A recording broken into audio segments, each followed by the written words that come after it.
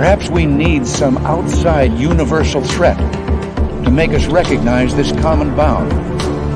I occasionally think how quickly our differences worldwide would vanish if we were facing an alien threat from outside this world.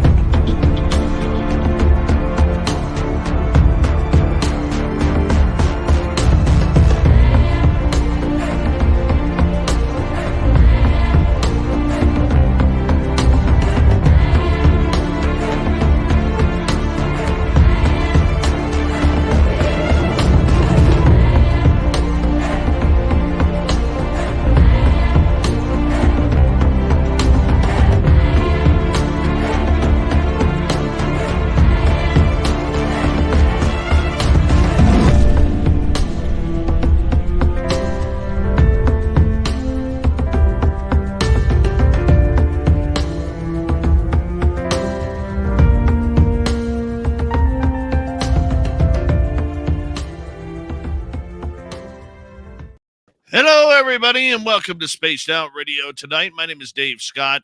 Very much appreciate earning your listening ears wherever you are on this beautiful planet we call Earth. Hello to everyone tuning us in for Varla Ventura tonight. Yes, we're talking monsters, legends, whatever you want to talk about. That is where we are going so far tonight. At first, we got to say hello to each and every one of you as we have Race Fan in the gold medal position. Let's move over to Nightmare with the silver and B with a nice bronze medal there tonight. Roy Boy, Brown Dwarf, Penny Van, nice to see you. Chris 716, thanks for coming on in. Hi, Michael Morris and Jack Clark. DC, good to see you. Number 21 in your program, number 1 in your heart, starting at right wing, Lars Jansson from Stockholm, Sweden. Yeah, Sandy B, how you doing? Blackbird Immaculate is here. Blackbird will be signing autographs after the show. Line up to the left of the studio if you don't mind. To the left of the studio. Desert Rat, Kathy Evans, Pixie Lara, Ozzy, oi, oi to you. There's Vaughn Patrick and Eric Markham. Good to have you guys here. Millennium, my man. Jessica Ed Cladar, how you doing, buddy? Good to have you here. Susie B is here. Susie B will be signing autographs after the show as well. Line up to the right of the studio, if you don't mind. To the right of the studio. Doug Shelby is here. The Doug Shelby has arrived, which means we can officially start this show. Hi, sweet Donna C, Jurassic Joey. Good to have you here. Jeff Steve Garvey, he'll hit a home run for you. Nicole from, or make that Nikki from Seattle. Nice to have you here. John Martinez, Stargazer, thanks for coming on in. Glenn John McEnroe, the Pride of Wimbledon, thank you for joining us. Hi, Deb from SAC. And Super Duke. Good to have you here, buddy. Tim Mothman, nice to see you. And where are we here? Let's scroll up because my computer jumped on me. Yeah, Glenn John McEnroe, the Pride of Wimbledon. Good to see you. Marlena, thanks for coming on in. Hey, Redneck, what's happening? Vash the Impaler, thank you so much for kicking off the Super Chat tonight. The Super Chat is a wonderful way to support what we do on this show on a nightly basis, so thank you so much. Pat Toohey and Sherry H., nice to see you. Hi, Serpent and Nancy Thames. Good to have you both here. And where are we here on the roll call? Pam Harris, thank you for joining us. Hi, Sparkles. And who else do we have? Video Game Zombie, Digger Dog, Tim Mothman again. Good to see you. Richard Minnick, thank you for coming on in. And we are caught up that way. So what do you do for like a minute now? Just kind of stare at you guys and wonder what the hell's going on. You okay over there? Anyways, Candy Wolf, thank you for joining us as we continue on with our roll call. Let's get the radio side started, shall we?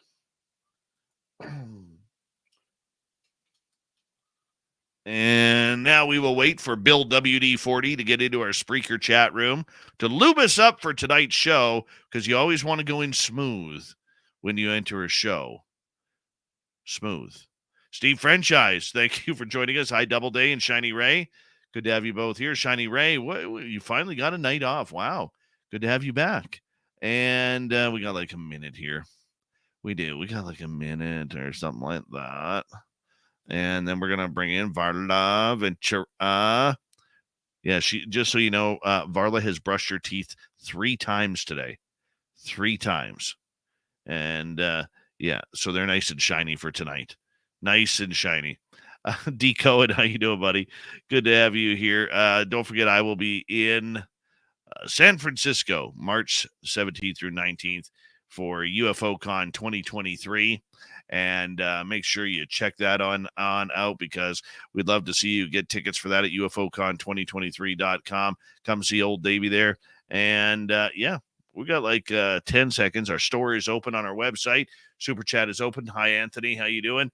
It's that time once again, my friends, for us to throw up our horns. Get ready to rock, because this is going to be a good one. Let's do this.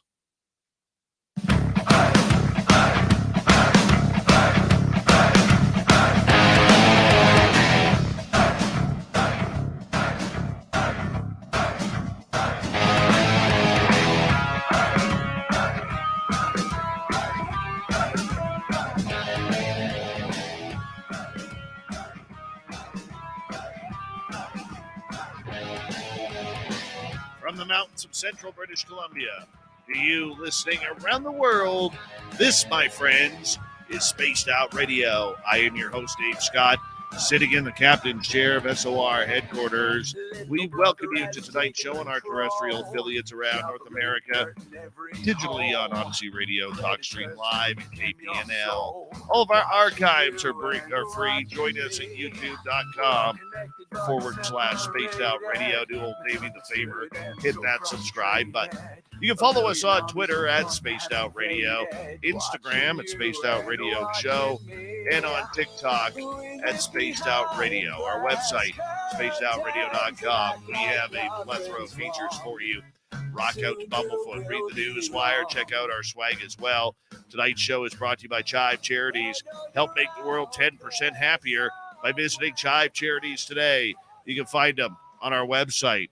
Power Show of Woo tonight. Varla Ventura is back for our Cryptid World.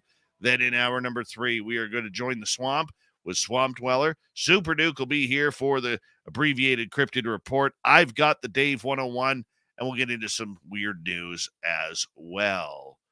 Varla Ventura has been doing this show for the last number of years in a little ditty we call monthly, Our Cryptid World. Varla is an accomplished, award-winning author. Her books can be found at any major bookstore, and she looks into the darker side of the cryptid world. It's not just about Bigfoot and Dogman. It's about everything else that is screaming and yelling and torturing us throughout the night, from nightmares to nightmarish creatures. Varla has studied them all and has brought them forward for all of us to learn more about. Her website is varlaventura.net. Varla Ventura, it is always a pleasure to have you here. And I notice you've already got your hair ready for our Las Vegas event, May 19th. Vegas hair. Oh, yeah. Yeah, your hair is looking on par tonight. How are you? Thank you so much. Thanks for having me back. I'm great. I'm feeling great. I had an accomplished day and now an accomplished night. So You sound so excited. Go me. So there you have it. I went for a haircut earlier today. Yeah, I did. Looks good. Yeah, I literally got sheared. And probably a little too short, considering it's 20 degrees below Celsius here. And it's cold, and, well, at least it stopped snowing for the time being, which is always nice. But, you know, it's something that you just got to do every now and again, is go to that hair place and let them go nuts with the scissors, which is what I did. But I love my hairstyle. She's amazing. I just sit in her chair and said, "Make me look pretty like you. That's all I need. To look pretty like you." And then she swats the back of my head. "Shut up," and then starts cutting. Excellent. Exactly what you need. Pretty much. I will say this. You know what? I don't know about you. I don't get a lot of time to relax. Okay? What's Because that? exactly.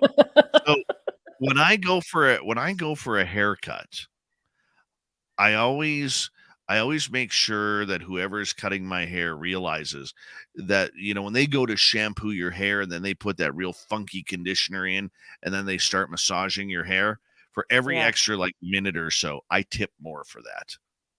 And Just keep it going. just keep Just going. keep Put me to it bed. going. Put me Yep. to sleep right there.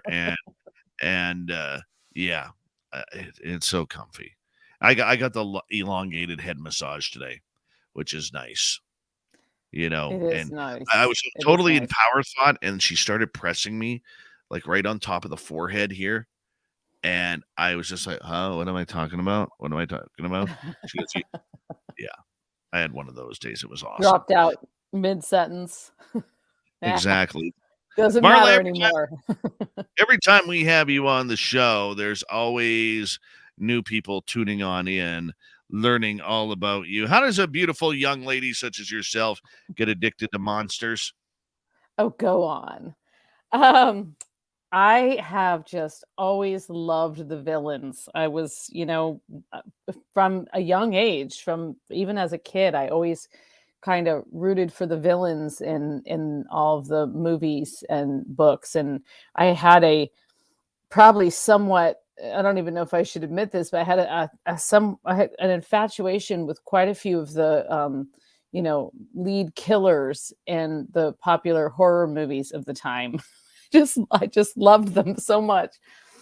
So in addition to just probably being exposed to things that my young mind maybe wasn't ready for, um, I was raised in a very occultish household. My mom is a witch and always kept a lot of interesting books and things like that around. I learned to read tarot at a very young age. We spent a lot of time in cemeteries. Was exposed to astrology, the works of Aleister Crowley, Dion Fortune when I was pretty young, and maybe didn't fully understand. I know I didn't fully understand what I was what I was dabbling in, but still kind of, I think, absorbed that on some level. And I've just always, I've always been interested in that. I like horror movies. I like scary stories. And that sort of led me down the path of discovering some of those stories in the the flip side of the fairy kingdom. And I love collecting those kinds of stories, whether it's dark creatures or terrifying tales or other people's hauntings, or having my own paranormal experiences, of which I've had enough to, I guess they're normal for me. So, basically just born on a dark path, I guess. And a good path for you because you Yeah. become a very successful writer off of it. When you look at everything that you have seen and you have learned, what is there anything out there that really frightens you anymore about the monsters that could be walking among us? I feel like with any monster or any kind of ghost or I think any kind of circumstance that might be threatening, it really does come down to like how and where you meet. So walking alone in the woods versus walking alone on a city street. I mean, there's being alone. I spend a lot of time alone, so I think the things that scare me tend to scare me after the fact rather than at that moment, because I find that a lot of the sort of supernatural experiences I've had, I don't particularly realize that they're supernatural at the time. My brain is kind of processing them, trying to explain them away. Um, but having said that, there are some pretty terrifying and extremely dark fairy creatures, especially in Irish lore. The banshee, changelings, some of the trickster fairies. There's some pretty freaky stuff in there that suddenly everything you hear scratching on the window outside and the north wind howling is suddenly seems a little more menacing than just the weather, right? No, I hear you. I hear you. Out of all the monsters that you believe that you have written about and learned about over the years you've been doing this, some may say decades. I won't. Some But some, should say decades. how many of those monsters do you think people are actually interacting with and encountering? I mean, I think for anything to exist, especially a creature that has, stories have been told for generations and generations. I think that even some of the most extreme cryptids have, um, there's truth in them. Whether it's the exact same experience as it's been described, or I'm not really here to pass judgment on whether or not people have actually authentically seen or had those experiences, because I've had enough and I know enough people who have, that I don't feel in a place to say, oh, well, yeah, but we know you made that one up. I don't really feel that I'm in a place to say, like numbers wise, but I would think that, the majority of the creatures that are reported on are coming from more than one person having an encounter. And that's kind of how it becomes that phenomenon. So I'm going to say majority. And then I also think that what we use, like some of our terminology, like our vocabulary is limited with what we're experiencing. And so, stories are passed down through generations, creatures, migrate, people have different languages. So our words are sometimes, we may call something one thing, but we actually may be describing something that's been seen for hundreds, if not thousands of years. So there's always that, it's like a game of telephone. And I think of that when I think of folklore and sharing stories and cryptids, that there's a degree of telephone in there. But in itself, I actually, that's one of my favorite parts about it. The telling of stories and the retelling of stories and sharing of stories and experiences is in itself a form of magic, and actually really kind of works right in with fairy time, which is the suspension of belief, or rather the suspension of disbelief, and the ability to kind of suppress doubt, if even for that moment. And so I think that just the art of storytelling proves the existence of these creatures and shows their value. Okay, that's a nice way of dodging the fact that it's werewolves or or something along those lines. Give me something here, Varley. We've been doing this long enough. I need an answer. Help me like out here. Help me help like you. do I believe that these things are real? Is that the question? Or do I Which believe that which creatures do you believe are real?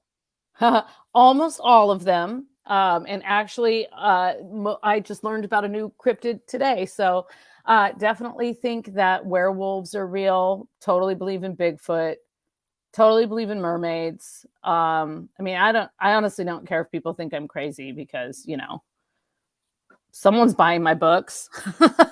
So all of those, like Banshees, any of those kind of things that straddle that world of fairy and Irish folklore, I believe in all of that. A better question might be, what don't I believe in? Because there's not a lot. I'm a supernaturalist. I think these things are real, and they're among us, and people are experiencing them. And I also think that there's reasons that we don't see them all the time. I don't think we can fully handle being forever surrounded by, werewolves. I think there has to be some degree of mystery. Also, as humans, we tend to just like shoot everything that scares us. So that's a good reason for cryptids to stay away. What don't you believe in? What don't I believe in? Well, there's a few kind of strange newish cryptids that I'm not entirely, I mean, I have no experience with, and we know that some of them are kind of internet phenomenons, like the Slender Man and things like that. So there's a few, sometimes someone will share a story with me, or I'll hear a story and I'll think, I can't tell if this person's just trying to like fit in with a paranormal world. Um, I mean, there's probably a couple things that I do think mermaids are real, and I think they're really really vicious and evil.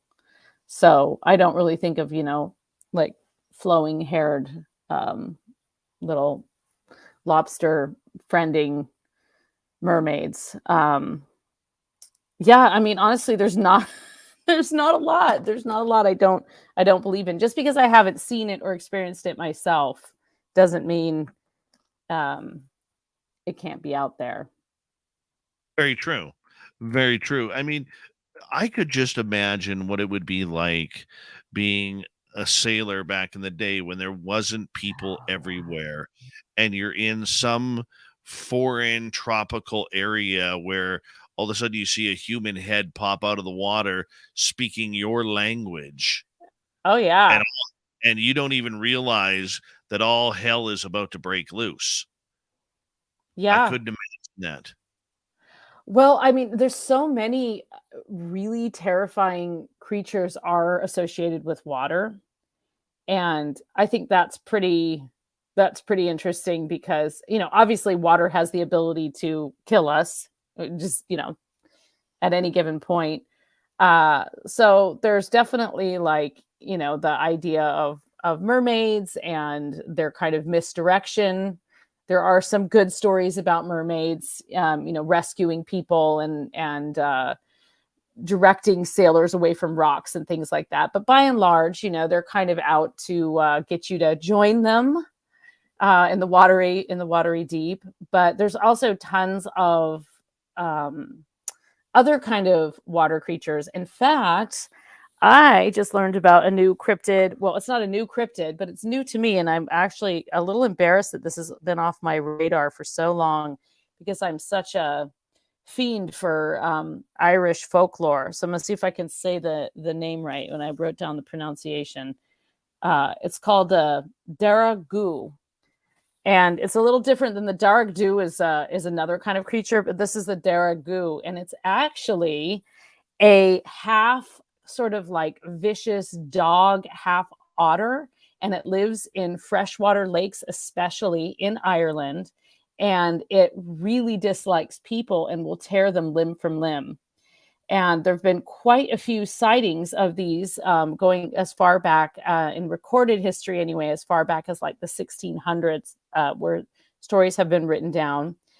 Um, and one of them was about a woman who was down by this lake in County Mayo, and she was washing something, probably in the lake in the fresh water, and her husband later found her, and she was torn apart, and he saw this sort of sleek otter like creature, but they're huge. They're not just like the size of a cute little playful otter, although otters are actually secretly pretty, they're pretty vicious creatures.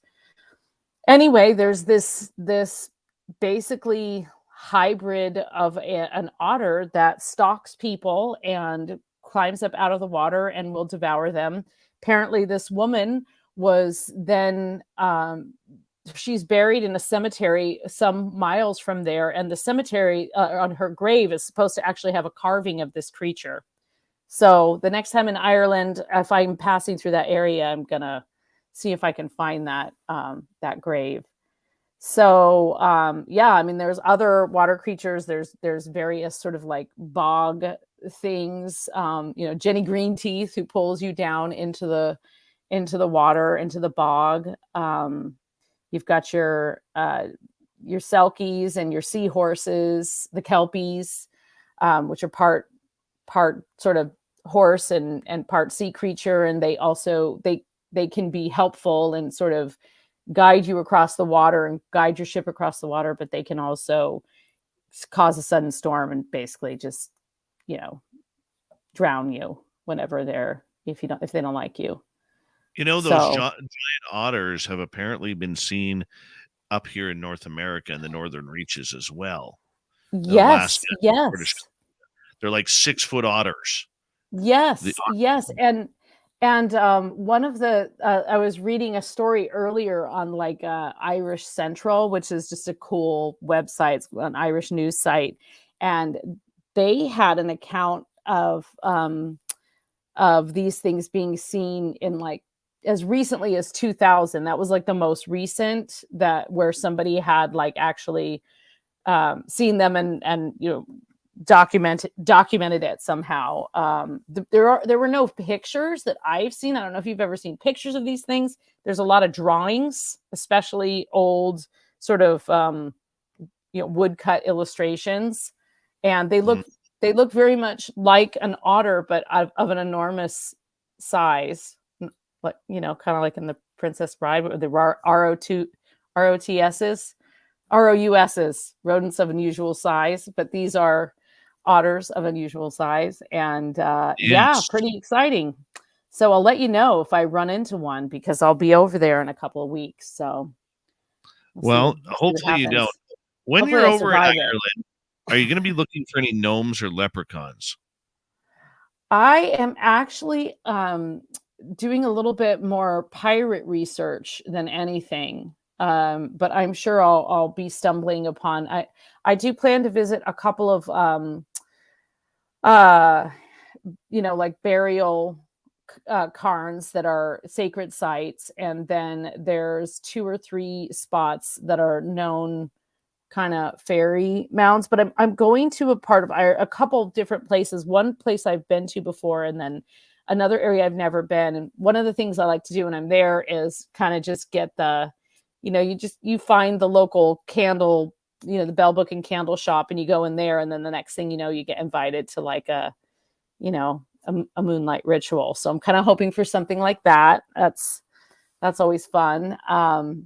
And then I'm just going to be exploring a little bit of the pirate history of the pirate Queen Grace O'Malley, who ruled the west coast of Ireland in the 16th century and lived a long and healthy life and married whoever she wanted, and, you know, controlled a bunch of ships and had multiple castles and was basically a total, you know, amazing woman. So spending some time walking in her path, and then I'm sure there'll be creatures that pop up along the way, and there's always a good ghost or two somewhere you stay. A couple of ghosts, a couple of leprechauns, some gnomes on the side, you know, frosted Lucky Charms in the morning. I don't even think Lucky Charms are allowed in Ireland. This is just they turn them away at the port. I don't know. That I don't know. I know I'm out of them at my house.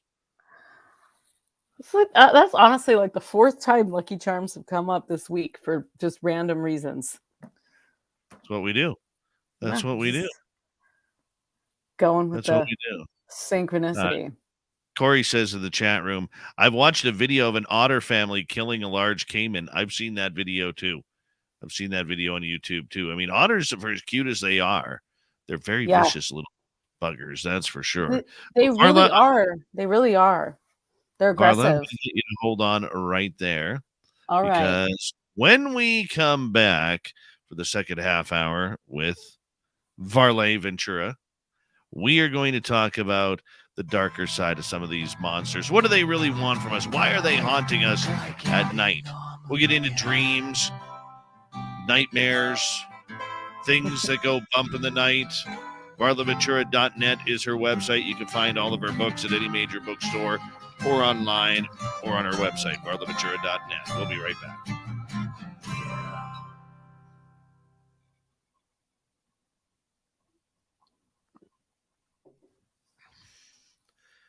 I'm having one of those days where I've drank feels like about 60 bottles of water and I'm still thirsty.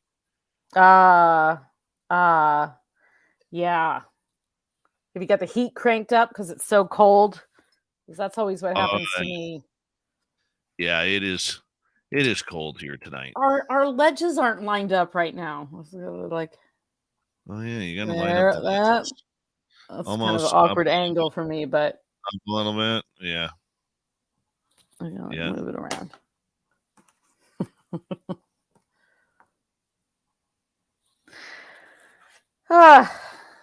Well, I'm so excited for May.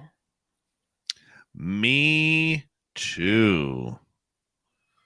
Yeah. Me too. Kind of, I'm drinking filtered water through the tap. And today I even had bottled water and all sorts of water.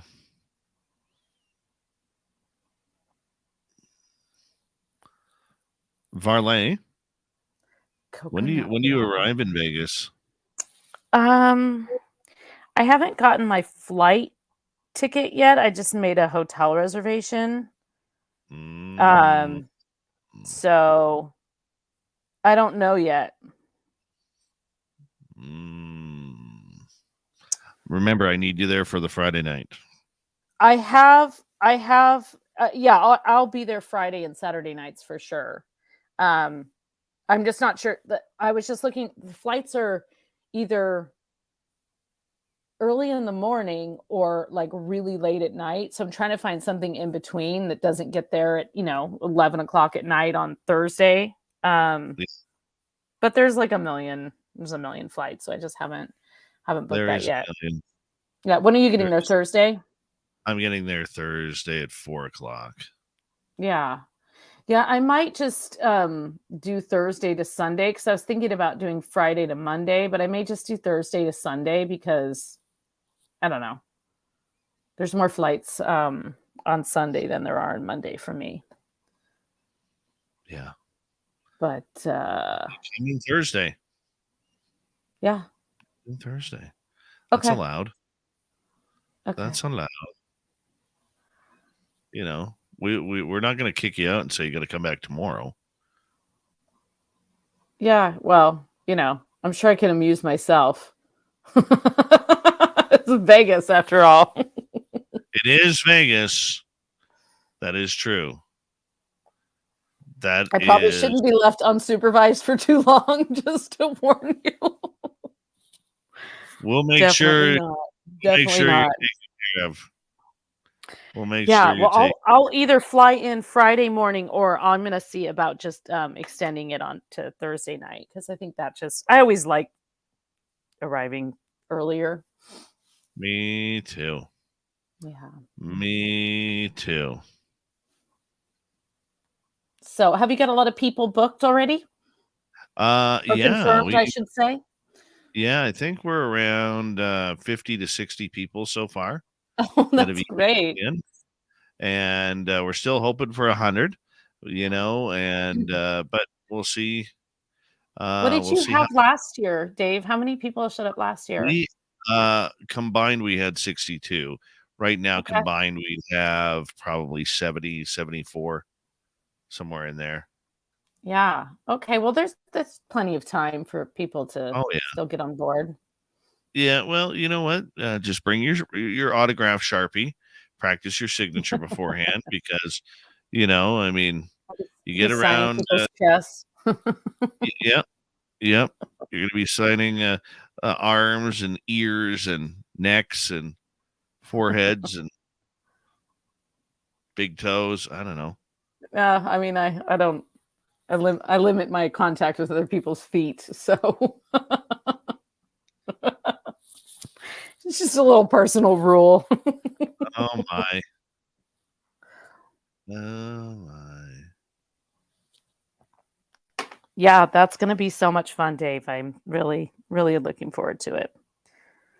So it's Me on my too. calendar, and the hotel was kind of the bigger part for me. The flights, there's a million flights. I mean, to be honest, I could drive if I had to.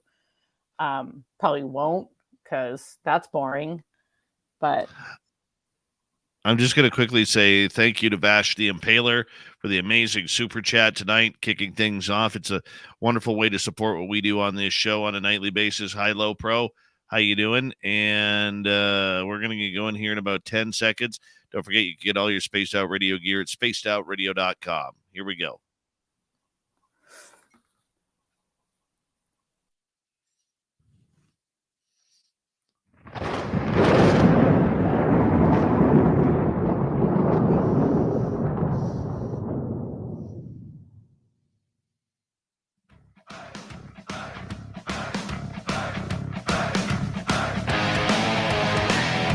Second half hour of Spaced Out Radio is now underway. Thank you so much for joining us. My name is Dave Scott. Very much appreciate earning your listening ears. Want to remind you that if you missed portions of this show or others, check out our free archives at youtube.com/Spaced Out Radio. Do old Davey the favor, hit that subscribe button. You can also check us out on Spotify, iHeartRadio, Apple iTunes, Google Play, and every major podcast source out there. Our website is spacedoutradio.com. We have a plethora of features for you. Rock out to Bumblefoot, read the news wire, check out our swag as well. Follow us on Twitter at Spaced Out Radio, Instagram at Spaced Out Radio Show, and on TikTok at Spaced Out Radio. All right, Varla Ventura is back for our Cryptid World. And, you know, Varla, we have tackled so many different types of topics on this show over the last number of years you've been doing this, but one where we really haven't dug into is dreams and nightmares and the monsters that come along with it. What's your thoughts on these situations that have happened to each and every one of us? Well, that's true. We never have really gotten into dreams and nightmares, and that's something that I actually draw a lot of inspiration from, both creatively and just kind of in terms of what I might want to research next. I mean, as a person who learned to lucid dream at an age before I really knew what it was, I really do believe in the power of our dreams to kind of guide us and also give us clues, because I think of dreams as a bridge into that other world.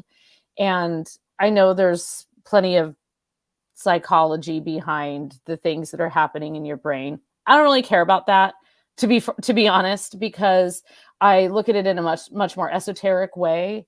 I think, you know, astral projection and the ability to kind of leave your body at night also can really affect your dreams. And I'm sure many people have experienced actually something that's quite scary, is that sleep paralysis.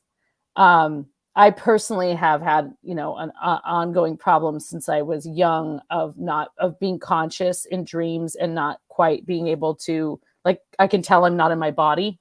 There's a little bit of like a trapped thing going on there. And so I think that dreams are really this kind of gateway into that other world, and nightmares as well. I also think they can be very therapeutic because, you know, sometimes you just have like a horrible nightmare and it's absolute worst case scenario is happening in this. And, you know, you wake up and you're actually kind of relieved. So it can be cathartic. When I had, you know, as you know, I had major surgery a few months ago, and I was under anesthesia for about 6 hours during the operation. And now I am convinced that I woke up during the operation, which was totally like this fear. You know, I was convinced that I woke up during the operation. And one of the reasons that I think that I woke up is that for 3 weeks following, every single time I would fall asleep, which was a lot because I was, you know, recovering from surgery, every single time I would fall asleep, I would go into like the most horrible doomsday nightmare that I could not wake up from. And to me, that was sort of like the manifestation of this feeling of like waking up and then being put back under, but being semi-conscious during part of the surgery, but not conscious enough to say, oh, I saw X, Y, and Z. And I do think that that has a lot of similarities with some of the experiences that people, how they describe, alien abductions, or that kind of like lack of time and confusion, where you can't necessarily give this happened and then this happened and then that happened. And sometimes we dismiss things as being dreams or, imaginary, but I think dreams have, so much to tell us about what's actually happening in the world around us that we're not willing to accept or acknowledge or see, maybe because we can't handle it, keep it a little bit cloaked in darkness, keep some of the mystery out there. The fact that nightmares have affected so many different people regarding, everything from aliens to being chased by strange monsters in the forest or whatever it might be. I mean, it really is something that we have to wonder whether it is about imagination, whether it is about something that is truly teasing us or taunting us. It does. And it also brings to mind the question, I think that as humans were evolving, we frequently had rituals and things set aside for us at specific times that helped us to process this unknown that is around us. And as we have, evolved and we have more immediate information and all of these, all the, conveniences of the modern world, not saying people don't perform rituals. Of course, people are constantly performing rituals, but there's not as much of a group mindset about a ritual. I suppose if you go to church regularly, that's one of the powers of kind of, being in a group of like-minded people with a specific intention.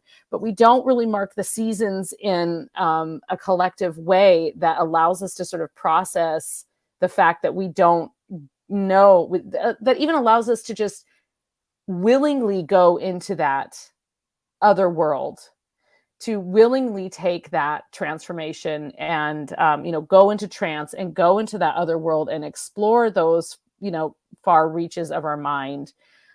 Instead we tend to, and I just say we, like collectively, like in general, I know there are people out there that are working very hard to change this and that don't individually subscribe to this, but in general, we're not deliberately exploring those dark reaches of our mind. And so we're going to be subjected to them.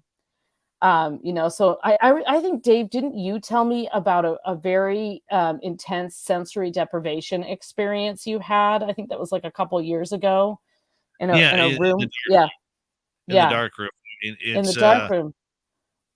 Yeah. And it was one of the greatest experiences I've ever had in kind of learning, to use your senses in order to guide you in the things that you see, because your eyes are wide open, you're wide awake. You can't blame it on dream time or imagination. And everything is happening. Like, we were seeing ghosts.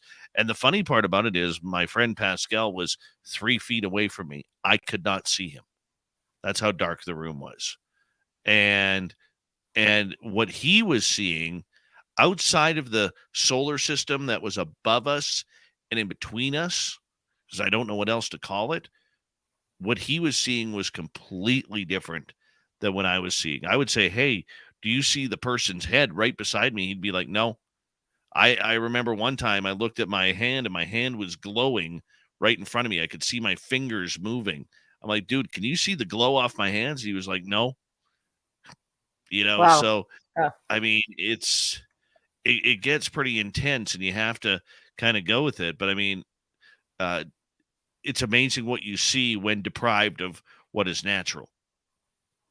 Yeah. And when you, as you said, willingly and consciously enter into this state of sensory deprivation, and you're conscious of it the whole time, which is something that I think, we just don't really do that often. I mean, you can use substances, you can go through specific rituals. Some people use exercise as a form of that transformation, but it's not as much of a conscious crossing over that I just suspect that collectively our minds all kind of crave that crossing over, and we're gonna cross over into that other realm, that darker side. We're gonna cross over there, and whether we have control over it or not is kind of a reflection on how much we willingly will explore that side.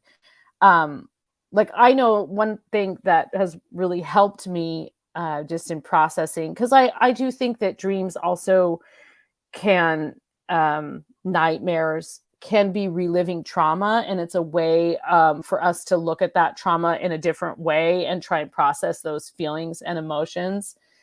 And so part of lucid dreaming is the art of being conscious in a dream and changing the dream, because you're in the dream, and saying, okay, well, this is actually what's going to happen next.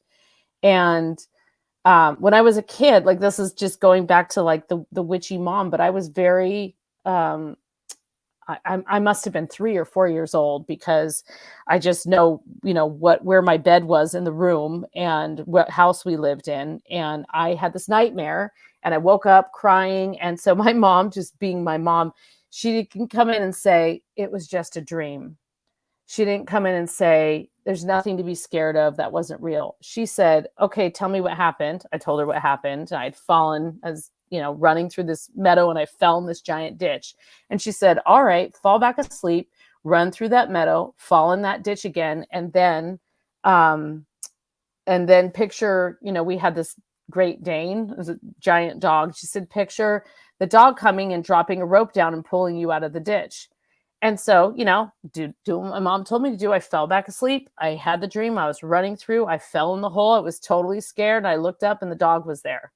And that actually, I think, because I was so young, that taught me that there's control and consciousness in dreams. And I have, been able to kind of recognize that. It's not like every dream I'm like, oh, I'm gonna go visit Dave. I can't always like control every aspect of it, but I can go back into a dream. I can be conscious of the dreams, and that can be really fun, but it can also be really scary, because you start realizing that you actually have to take responsibility for who you are subconsciously as well. Not except in Vegas, of course. Well, of course, there's always excuses for that. But I mean, some people cannot remember their dreams. Other people can, when they remember their dreams, they know something had happened. Like, for instance, I don't remember what I dreamt last night, but if aliens were in my dreams, I always remember. I always remember those snippets. That's how I kind of know what was going on. And I'm just, a lot of people are like that. They can't remember their dreams unless something weird or strange is actually happening to them. And they wake up with scars on their body, scratches, maybe scoop marks or teeth marks or whatever it may be. Well, I think the other thing that's very interesting about that are the kind of recurring dreams that certain people have. Like, for you have recurring dreams about aliens. Like, it's not like it only happened to you one. Like, this is something that happens frequently. And I think one of my favorite, was listening to a podcast, and someone was telling this story, and it was hard to tell if they were dreaming or if they just entered into this alternate universe. But it was just this really scary house that they had. They would go back to. It was like they kept finding themselves on the porch of this abandoned house in the middle of like a field in Texas or something like that. And so I think that is actually really interesting. And there's certainly some authors out there that have done some of the more esoteric dream work, not just about lucid dreaming, but also about like what kinds of, sort of the symbolism, right? But also sort of more just like what kind of recurring dreams can do to people. like, you know, some of us may return to the same place, and it's just this place. It doesn't really make sense in the real world, but it's a place that you go back to and frequently dream about it. And then those are the more memorable ones. And of course, it's always interesting to keep a dream journal, even if it's just 3 or 4 words that you write down, because there's the thing I love about it's that transition state between being asleep and being awake. Where, like I was saying, sometimes I feel trapped. I'm sure a lot of people have that experience. But like that kind of transition when you wake up from a dream, especially if it was like a really interesting one or something that was very thought provoking, and it still makes sense. But then as you sort of come into reality, some of the things that made perfect sense in the dream sort of start to fade. And so there'll be, you know, like a key phrase that somebody said to you. Something that I think is really interesting and that I have experienced a lot myself are visitations from the dead in dreams. That I find to be one of the most effective ways of communicating with the dead, is through dream work, because it's a natural state of sort of lack of inhibition, I guess, because you're asleep. So there's some practices that you can do and some conscious thought that is involved in that. But also sometimes, you know, the dead will come back. I've received messages, warning messages, and I have also had numerous conversations with people about the kind of communication that they've had with loved ones in dreams. And people who are extremely psychic will often kind of go into a dream state when they are giving readings. You know, they kind of go into like a stream of consciousness. But I think that's, you know, prophetic dreams, totally fascinating. There's a story that the night that John Wilkes Booth shot Lincoln, it was actually one of the let's see, who was it? Was it? Oh, I'll have to look it up. But one of the wives of someone who was supposed to go to the theater with Lincoln, his wife had a dream the night before that something bad was going to happen, and she insisted that they leave town. And they did, and it turned out that this guy was on John Wilkes Booth's hit list. I mean, he was one of the many people that he had intended to shoot along with Lincoln. But now I've forgotten the name of who it was. So I'll have to look in my own book. Yeah, John Wilkes Booth, nice guy. You know, who does that? Who just wakes up in the morning and says, "Yep, gonna go out to the theater and kill the president"? Like, who does that? Why would that even be a thing? Varla Ventura is our guest tonight on Spaced Out Radio. VarlaVentura.net is her website, as we got about 6 minutes to go before we go to break at the top of the hour. Did you find what you needed there? It's in the Book of the Bizarre, which is like, you can see this is written Varla's copy. Do not use.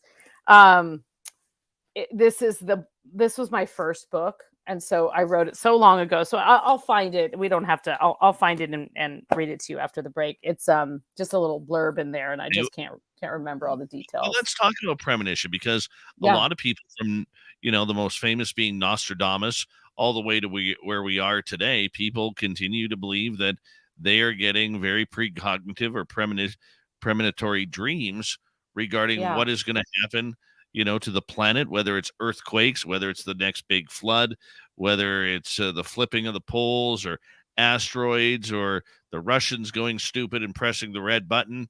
There's a lot of people who have these, and 99.99999% of them do not come true. But there is always that 0.00001.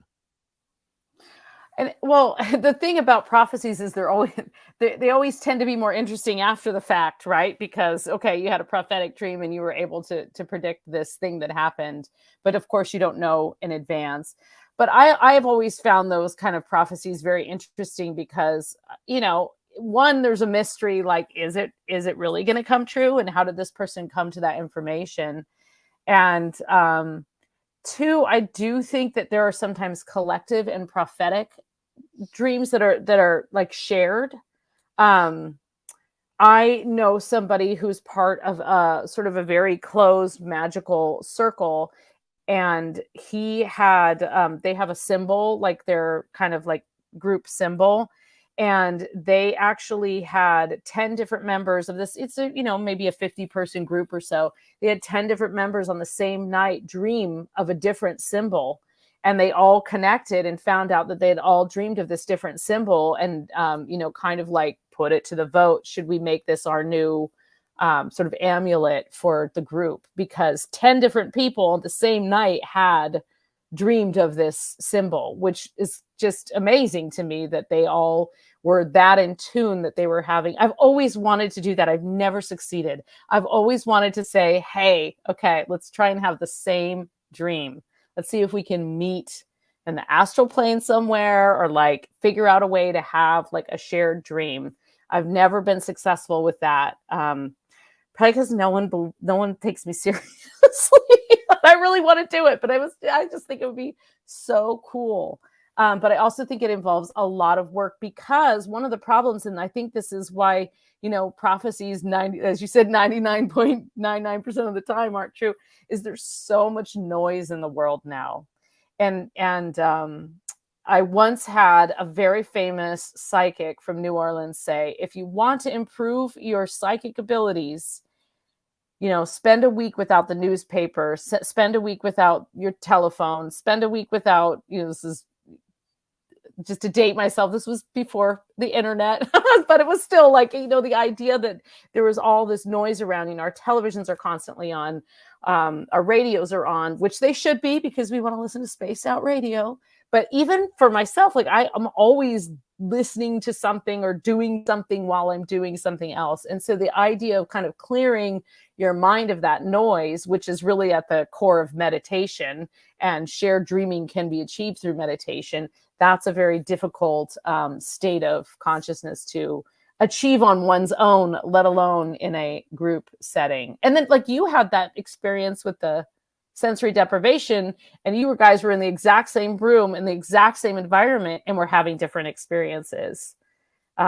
So yeah, it's a to me, that's kind of the final frontier.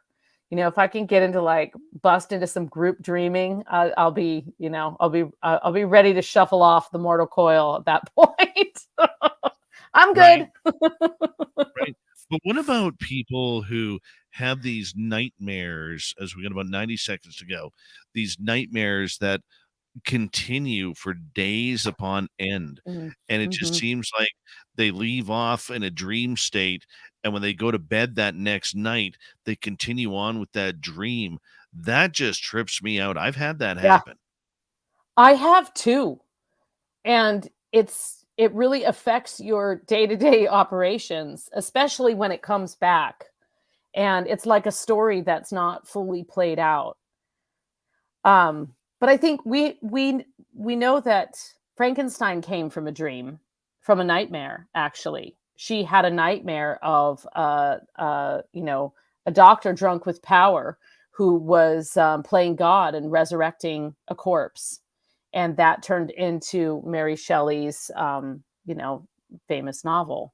So that came from a flash of a dream. So yeah, the best horror movies probably all are born in our nightmares. Just trips me out. Like I said, I mean, when you have that same dream for days upon days upon days. What was yours?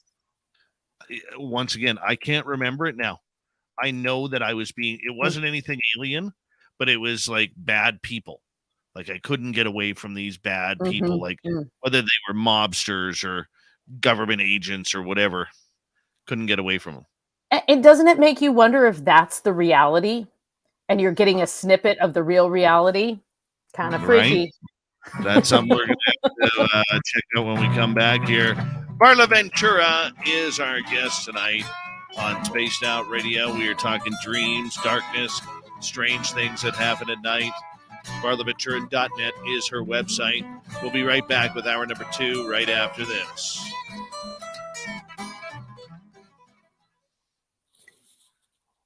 I'm going to go fill up my water. I'll be Okay, I'm gonna right. find this little Okay. prophetic dream section in my book. Do you want to go back in the green room, or do you want to sit where you are, where everybody can see you? I don't care. I'm fine. Just leave me here. I promise All not right. to make faces. Okay, I'll leave it if you want to, because they might ask you some questions. So. Okay, I can look in the chat. All right. I'll be right back.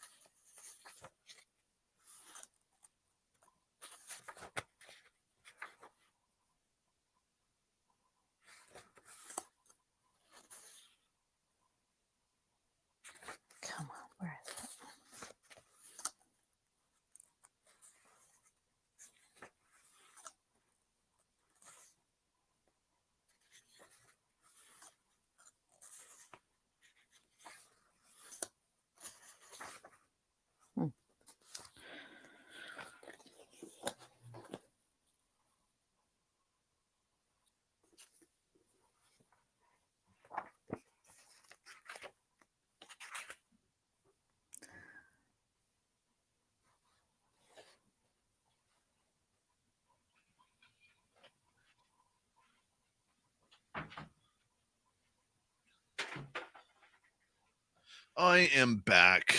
Oh, hey, Clam. How you doing? I have not found this Well, why haven't you little found it? tidbit. It's your own book. I know, but I got a little bit sidetracked. You. I got sidetracked. Well, the thing is I thought I had a whole section on prophetic dreams, but I don't. So now I'm trying to figure out if it's in, I thought it was in with this historical section, and it's not there. And then I got sidetracked by some creepy clowns, and I haven't read this book for a while. Do you read your own books? I do. Well, I mean, you definitely read. You have to go through your manuscript before you turn it in and go through an editing process. So that I don't always read them like right when they come out. I usually look at like the table of contents, sometimes the introduction, and then. But this book, let's see, this one is 2010.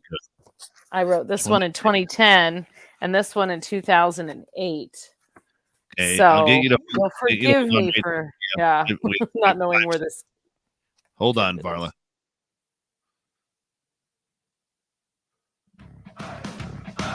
You're listening to Spaced Out Radio with Dave Scott. Follow Dave on Twitter at Spaced Out Radio and on Facebook, Spaced Out Radio Show. Hour number 2 of Spaced Out Radio is now underway. Thank you so much for joining us.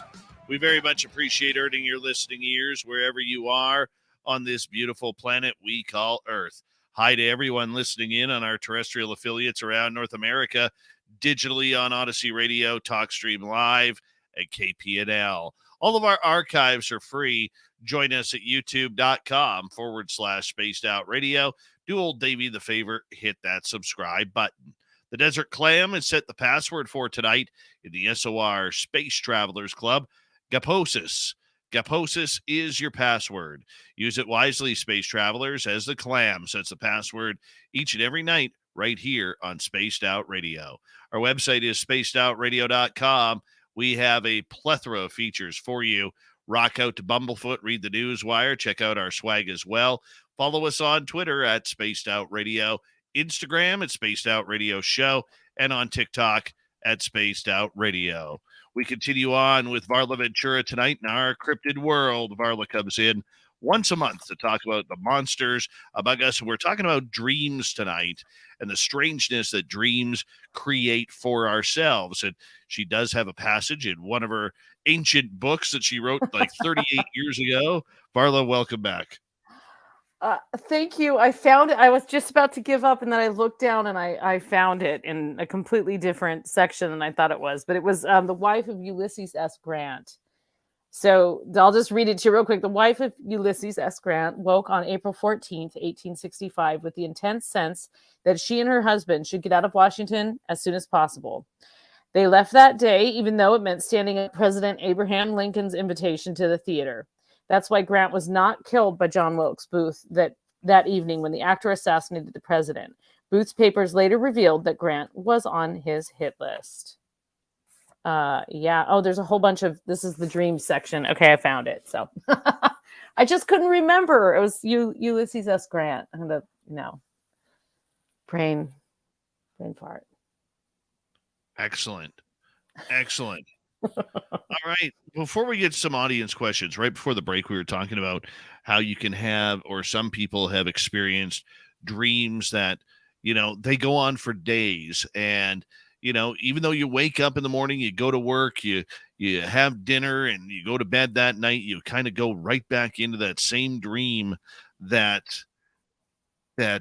you were in the night before, and you may not like it. But I mean, do you think this is the spirit world that is trying to tell you something, or to show you what you're missing, or something you have to go through, maybe in a different dimension or a different timeline? Yes, I do. Because I mean, like, of course, a psychologist or like a Freudian, whatever, would say, oh, well, you're just experiencing, it represents something in your life, which is totally, I mean, dreams can give us a lot of guidance in our daily life. But in a situation like that, where you are returning to that same kind of, if you think of dreams as sort of an altered state of consciousness, right? Like if you're returning to that same place, there is there's definitely a message that is coming through. And I do think of dreams as a way for, you know, ordinary muggle types to be able to access that world that we really all have the ability to see and to, you know, connect with. We just aren't always willing to do it, right? So yeah, I mean, I think when you're returning to something like that on that level of intensity, whether it's recurring, I mean, recurring dreams are a pretty common phenomenon, but recurring to the point where for multiple days in a row, you are, or multiple nights or whatever, you're having that same dream. I mean, that's if you can remember any part of it, even snippets of it, it's certainly worth writing down anything that even may seem trivial, you know, the color of your shoes or whatever little things pop up in there, because there's probably some kind of similar thread occurring throughout that. It's not always fun to do things like that, though. It's great to look at dreams and go, oh, I got this cool story idea. It's very difficult to look at dreams and say, oh, that's because I'm, you know, reliving this car accident that I was in, or whatever it may be. But beyond that kind of psychological element, I do really think that, you know, those powerful dreams are a way of the other side, the other world, connecting with, you know, connecting with us at a time when we can't really put our, you know, our guard is down. So yeah, I mean, some people say that you have to be very careful because things can latch onto you. I was once told that something latched onto me in the astral plane. That was actually really scary. So, somebody said that to me, and I was a psychic, and she said, it looks like you went to the astral plane without meaning to, and something latched onto you. And I immediately just thought of like this, like, strange sort of like growth or something. It was just a very bizarre thing to say. It was a number of years ago, and I think I've since been rid of it. But if anybody can see something over my shoulder here, you know, let me know. But I do think that it's difficult to access that world on a you know, instantaneous or regular basis. And there's so few snippets of it that we see in our daily life. And we often have to have just the perfect circumstance to be able to do that. For some of us, it's ritual. For some of us, it's like being able to, you know, like you, Dave, just being able to like be in a place like in the woods and be walking and not necessarily be looking for anything, but seeing something really, you know, seeing something really magical and something very otherworldly. And I always think of that as, you know, it's really a gift, even though it can be very terrifying. You know, even the like really scary things are a gift, because it means that you have the ability to see them, and they're revealing themselves to you. Even, you know, I mean, I'm sure it's like spiders. They're just as scared of us as we are of them. Although I'm not scared of spiders, but you know what I mean.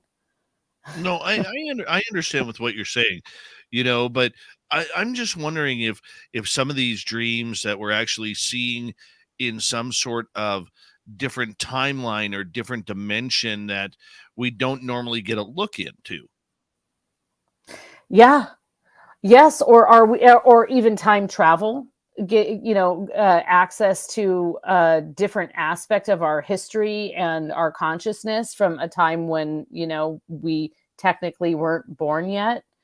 It is a way to go into other dimensions and other like versions of reality. And so instead of thinking of everything as like a beginning, middle, and end, because we're kind of trained to think like that, you know, January 1st to December 31st is our calendar. And, you know, you're born, you live, you die. Like we have this linear kind of extreme view of what life is, like what real life is. And then there's actually all this other stuff happening all around us. And many of us have, of course, come to recognize that, not that we've completely made sense of it. There's times when I have complete clarity on what that other world is, and then there's times when I have no idea what's going on or what I've seen or what I've heard. So yeah, absolutely, access to those kind of alternate dimensions that are happening at the same time, that are invisible to the naked eye. 100%. I Yeah. can totally see that. All right, let us continue on. Let's get to some audience questions here. Let's start out with Donna. Do you think lion men are real and entities mind speak? I don't really know what lion men are. I mean, I can kind of infer, but I don't know what those are in terms of like a phenomenon. And do you mean like entities mind speaking as in being able to talk to us through our minds? Absolutely. Absolutely. 100%. And I think that actually when you think about, let's just take ghost sightings, for example, or, spirit sightings. Some people see things. Some people hear things. Some people sense things or smell things. There are different ways that you can have clairvoyant experiences. But many people have have experienced elements of all of that. And sometimes that what you're hearing does sound like it's in your head. You can get very clear messages, and I do think that entities can speak to us through our own minds. Like, it's not the same thing as it coming out of my mouth and going into your ear. That sounded a little Definitely. racy. But... I know Donna's story. I know her story a little bit.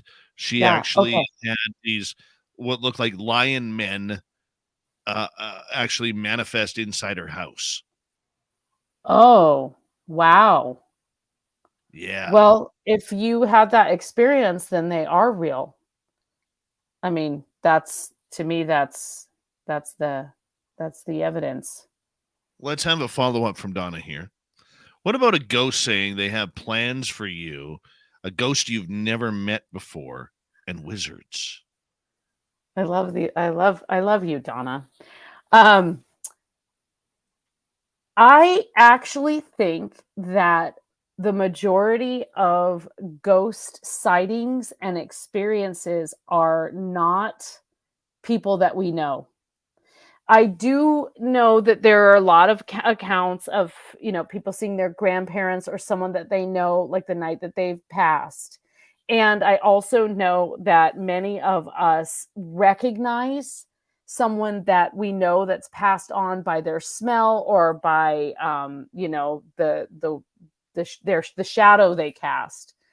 However, I really believe that the majority of ghost encounters over time and, throughout today are people who have the ability to see and pick up on those ghosts and aren't necessarily something that you know. In fact, if I was a ghost, I don't know if I would go to somebody that I know. I think I might look for somebody that I can tell is sensitive and would actually be able to see me. So I don't know if that was a threat, Donna, if when you're saying a ghost saying they have plans for you, if that was a threatening thing, if you felt frightened by that, or if it was kind of like, hey, I got plans for you, psychic lady, we're gonna keep talking. So I think that, I guess how you felt about that is probably the best context for it. And then wizards, I mean, so in my mind, wizards and witches are the humans that have the ability to work with other entities in the supernatural world. And they are, anyone can actually achieve those abilities with dedication and ritual and knowledge. So, and a lot of people just say wizards are male witches, but I don't really subscribe to that. I think it's just, it's an identity thing. I think you can be a wizard, you can be a witch, you can be a male witch, you can be a non-binary wizard. You can really kind of however you want to identify as a magical practitioner. If it works for you, it works for me. But I think they're real because I think they're actually us. Like, I don't think, yeah, so there we go. What is this wizardry? Yeah, Donna said her lion men were never threatening and very peaceful and serene. That's great.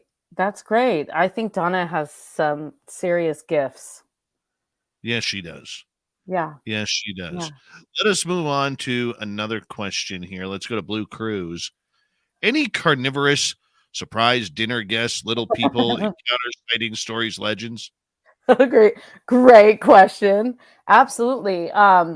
Those otter-like creatures are definitely carnivorous. A lot of the sort of werewolves, were-dolphins, half wolf, half man type creatures are certainly surprise dinner guests.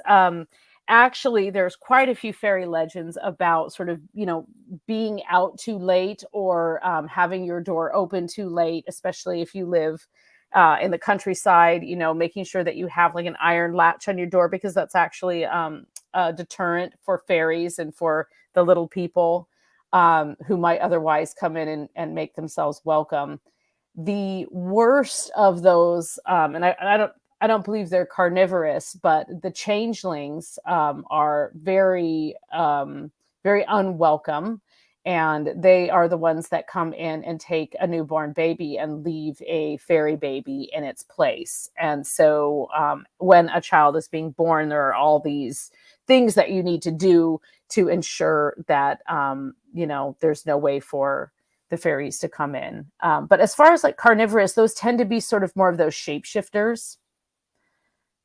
Part beast, part human, insatiable appetite. I can see that. I can totally see it.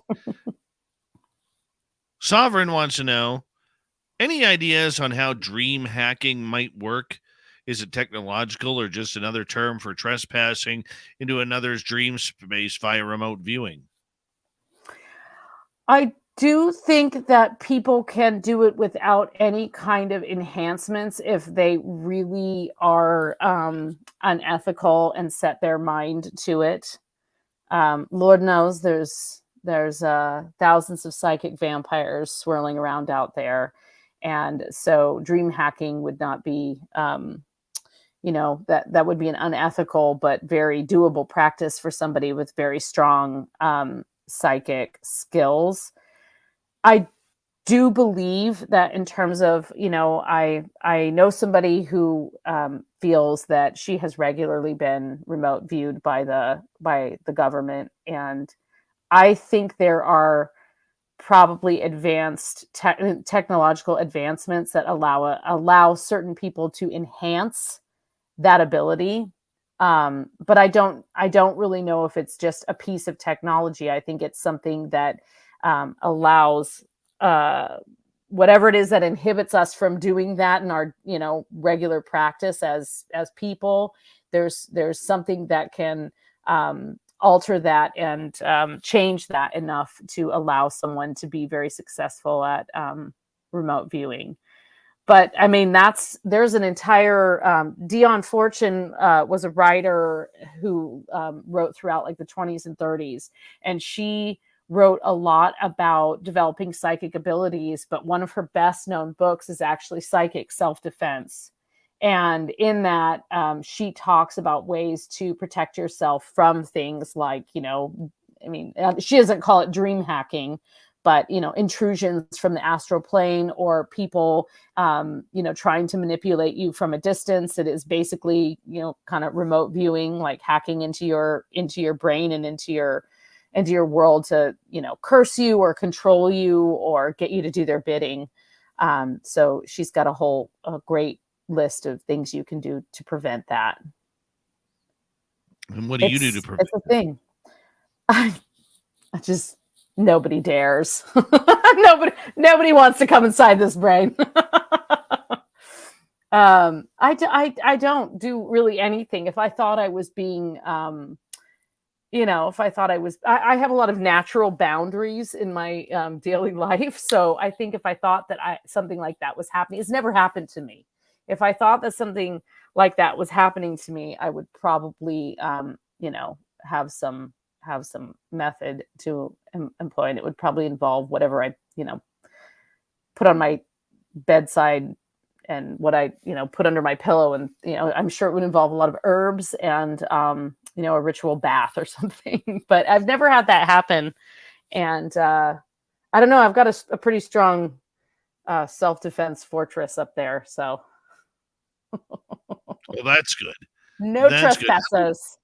Is there a way for us to protect ourselves from our own dreams or nighttime imaginations?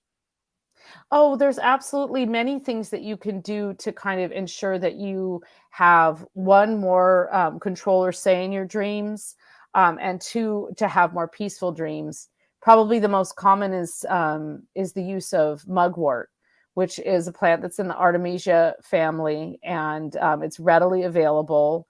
And that can be used in we used to make them all the time when I was a kid. We would make dream pillows, and you just make a little, nice piece of cloth, and you fill it with this herb, and it has a very kind of like sagey smell. It's like a pungent smell, but it's not, it's not unpleasant.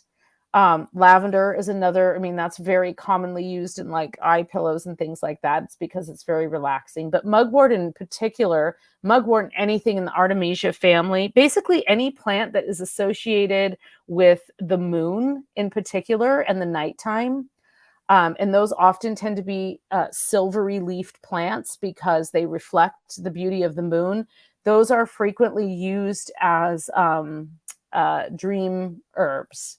So you can use herbs. You can also, drink them in tea. I'm not talking about anything. There's another plant in the Artemisia family, Artemisia absinthium. It's what's wormwood. That is what's used to make absinthe. So that's a different kind of a dream. But yeah, so like herbs, I do think there's amulets. Different cultures have different things that they'll put over the bed, especially over like a child's bed to protect them. Things that go under the bed and in the room that you sleep in. So yeah, there's lots of things you can do to try and have. You'll never get rid of dreams, so your best bet is to try and have more pleasant ones and make peace with the ones that you don't understand. Right. All right. Let's go to Deb here. Can our dreams help us access a past life?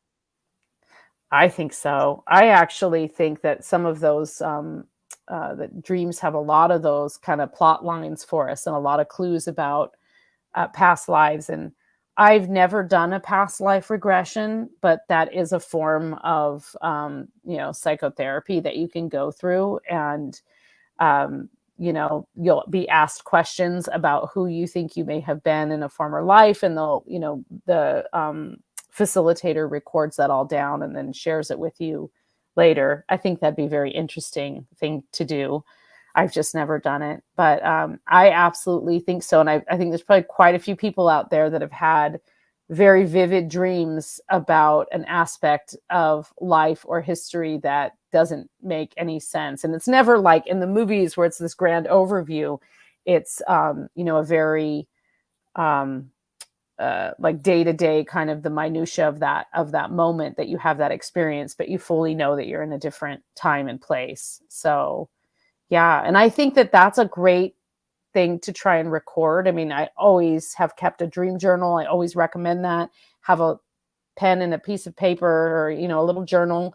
And as I said, jot down just a few words before you look at your phone, before you, do any of the things that you start to do. As soon as you wake up, you just, even if it's just a color or a sensation or something that you remember from the dream. Varla Ventura continues. We have her for another half an hour here on Spaced Out Radio. A great night with Varla, as is always on our Cryptid World. Her website, varlaventura.net. More about dreams, monsters, sleep with one eye open, people. Gripping your pillow tight. Any chance I get to quote a little Metallica, I will do that. Yes, sir. Yes, sir. Mhm. For whom the bell tolls, you know. Time marches on. Mm-hmm. So, I kind of want to know, like, what's the scariest dream you've ever had?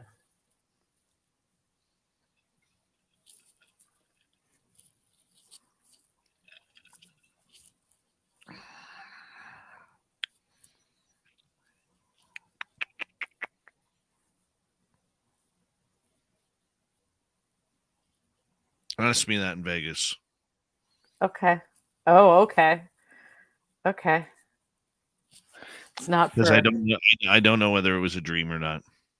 That's what I was going to ask. Is like sometimes, especially as you know, the older you get, like I still remember snippets of dreams from when I was a teenager or even a kid, because like I said, I still remember that dream with the falling in the ditch and the dog saving me very vividly. I remember that, but I also, it's kind of, was that an experience or was that a dream? And, for whatever reason, so many paranormal experiences happen in the dead of night when as you're drifting off to sleep.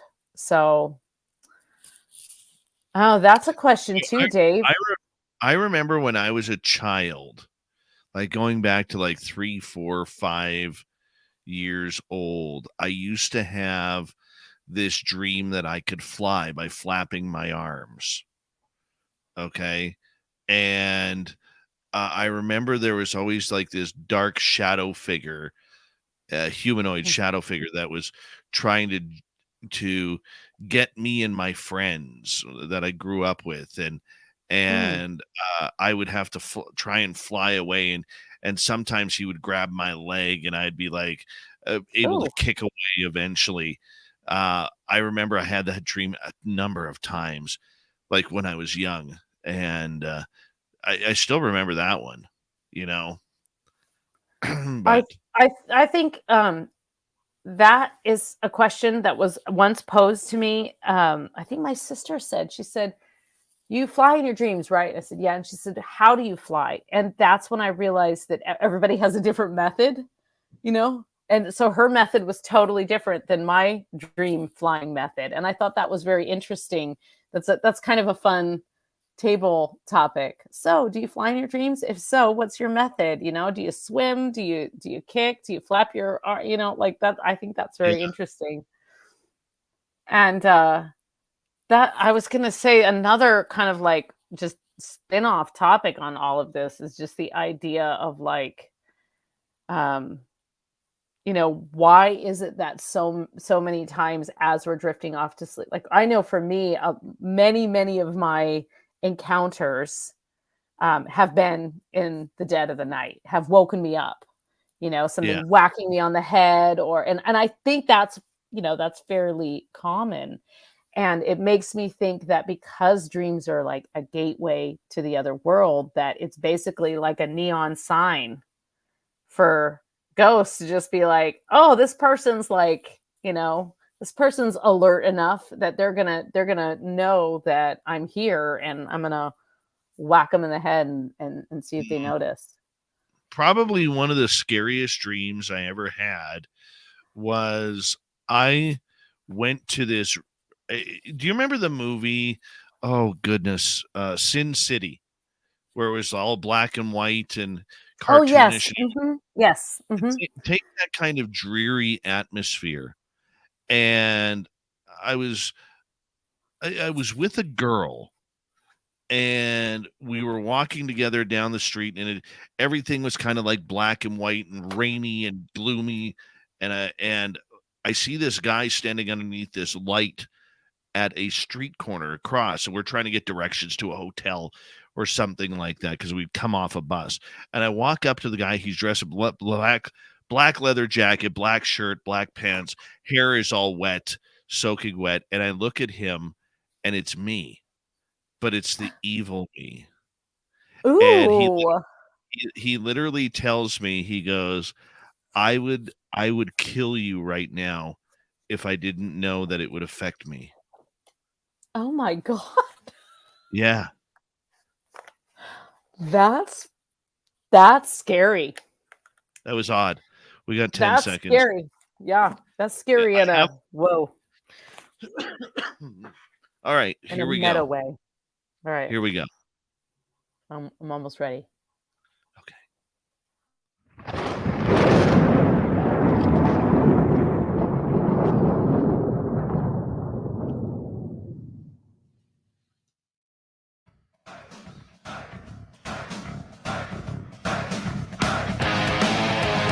We passed the halfway point of Spaced Out Radio tonight.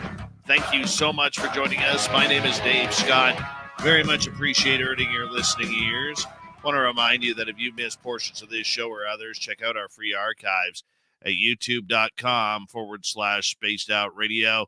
Do old Davey the favor, hit that subscribe button. Our website is spacedoutradio.com. We have a plethora of features for you. Rock out to Bumblefoot, read the news wire, check out our swag as well. Follow us on Twitter at Spaced Out Radio, Instagram at Spaced Out Radio Show, and on TikTok at Spaced Out Radio. Tim in our chat room saying, my worst nightmare was when I woke up this morning and realized Dave Scott's weather was in my yard. Yes, blame me for the snow now. Blame me for the snow. My goodness, that's hilarious. Varla Ventura is our guest tonight on Spaced Out Radio. We have her until the top of the hour. VarlaVentura.net is our website. You can find all of our books at any major bookstore. We're talking about dreams tonight, and we're in audience question time now. Let's go to another one. Let's go to Pam here. She goes, wouldn't a visit from a loved one who passed be more spiritual than a haunting or a ghost in general? There I am. I don't really think so. I mean, I think you may have, if it's in a dream, perhaps it's more spiritual, because I think in dreams we encounter people we don't know all the time, so it's a visitation through a dream. But I think it's perhaps more meaningful to us because that person was significant in our life. But I don't necessarily believe that it's a different category of a ghost. I mean, I just think ghosts are ghosts. There's ghosts that are more menacing and ghosts that are more trickstery, and just like there's people. But I don't necessarily think that the ghost of someone that you know is a different. I think it means something to you differently, but and so maybe in that way it's more spiritual. But I don't think it's really like a totally different phenomenon. Okay, let's move on to a different question. Let's go to Redneck. Other than specific items going missing, is there any definitive ways to tell if you have beings in your home? Well, we mentioned a couple things. You mentioned a couple things earlier. So things going missing and things also being out of place. So they might not go missing, but they're in a place that you're sure you didn't leave them, or a place that seems particularly odd. Something on the kitchen counter that really belongs in, the laundry room or whatever, like things that you don't remember moving. And then there are sometimes physical signs. People do wake up with, scratches or bite marks. Some people have poltergeist experiences like that. There's actually quite a bit of lore about some different goblins that are sort of domesticated goblins that tend to live in the homes of people and will punish the slovenly and the lazy by pinching them. So you may wake up with like unexplained bruises. A great way to know is to leave something out on purpose to see if it's consumed or taken. If, in particular, if you feel like maybe what you have is like a little fairy creature or something that would appreciate a nice offering. I mean, most things appreciate offerings, even demonic entities love offerings too, right?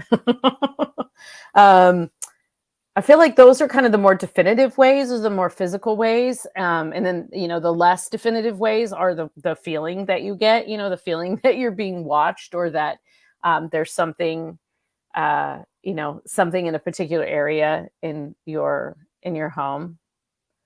That's so funny that she put that, because I was thinking the same thing. Apparently, psychically, we're supposed to get into dreams of ghost sex. I was definitely The thinking about paranormal, ghost sex. Yeah. Ghost the sex dreams. paranormal perverted have arrived.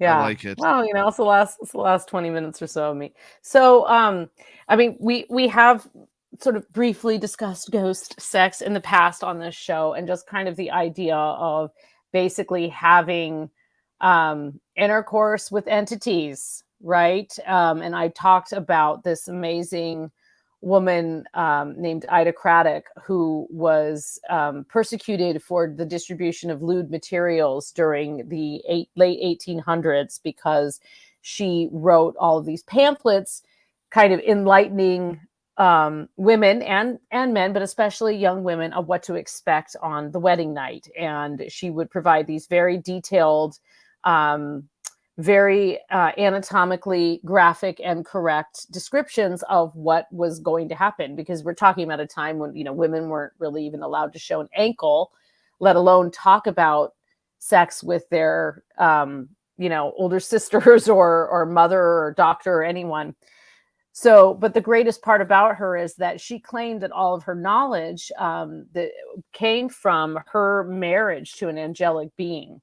And that this angelic being, and actually there are quotes in her works about having raucous sex with this angelic being that the neighbors would complain about. And this is like in 1899, I think she wrote that. So pretty fantastic, and brings to mind the idea. I mean, she had this like very detailed and very graphic knowledge of intimacy and intercourse, and yet she claimed that it was all through taught to her through this angelic being. And one of her most fascinating reads is actually basically an essay all about ghost sex. It's basically citing sources, including extensively citing the Bible, and instances of mere mortals having sex with having. She doesn't say sex so much. She just says having relationships and marriages, and encounters with off-planet beings, right? Whether they're ghosts or angelic, or invisible to the naked eye, just to make a bad joke. So yeah, that's a thing, definitely, ghost sex. And then I think that people have experiences like that all the time. I mean, we have sex dreams, we have ghosts. It's inevitable that those two things are gonna intersect at some point. This is like the bad jokes could just keep pouring out here. Apparently, you started this a long time ago, and the audience just reminds you. That's all I'll say. That's fine. I did have a ghost sex experience when I was a young woman. I probably was on drugs. I'm just going to be honest. Like I'm sure I was. If I was under the age of 25, I was very likely on drugs at the time. But that's not to dismiss it. It may actually validate it. Well, there you go. Yeah. There you go. So while we're here, let's get to ghost sex in contact via the Ouija board. Just to ask me about that in Vegas. Oh my gosh. Oh my gosh. I have thousands of people now are going to be like, no, we're not waiting for Vegas for that one, Dave. Ask the question. Hey, you want to get your numbers up for Vegas? Here we go. All right. You said it. Ouija board and ghost sex. Varla, what the hell were you on? Honestly, any number of things. I mean, my guess would be LSD at the time, but I can't be sure. It was so long ago. I was a teenager. It was a very long time ago. I do not condone the use of underage ghost sex. Wow. Yep. Due to the uncomfortability, let's get to Look at this. sovereign. I gotta say, this YJ Overlander has had some great snappy comments here. I think they said something about a good ghost sex joke, and then there was another joke earlier about You never prosthetic saw him gaming. coming. Yeah. It's funny. Off the Okay. rails. Let's go to Off the rails. sovereign. Is Varla familiar with a story about a large bird like a condor or pterodactyl trying to kill whales and the symbolic meaning behind that? Well, I'm not familiar with the condor and whales, but I am familiar with a story about a giant condor, an Andean condor, basically going to battle with a large bull. And I was in Peru many years ago, and I actually was in this restaurant, and this guy came in, and he had this. He was showing the restaurateur a photo album, and I happened to be sitting there, and obviously a tourist. And he said, "Do you want to see these?" And so we sat down, and he showed me in this photo album, and it was a ritual in the town where he was from, where it's going to be like it's pretty graphic, but basically they reenact this ancient battle between a bird and a I think it was a large bull, like a kind of cattle, and they actually sew the feet of the condor into the skin of the bull, and then see who wins. I know it's kind of graphic and not really particularly pleasant to think about, but that was actually, it always stuck with me. One, because he was sharing something that probably would be unsafe to share in the US, but also he was telling me the story behind it, which was basically just like the battle of these two sacred gods. So that was from like a small town in the Cusco area in Peru. I don't know really too much about the condor and the whale, but that's all I know. All right, kind of gross. Let's get to another one. Varla from Penny. Varla. Penny is asking, Varla, what about me having the same few dreams over 50 years? I have all sorts of dreams, but there are a few that have been with me most of my life. Varla.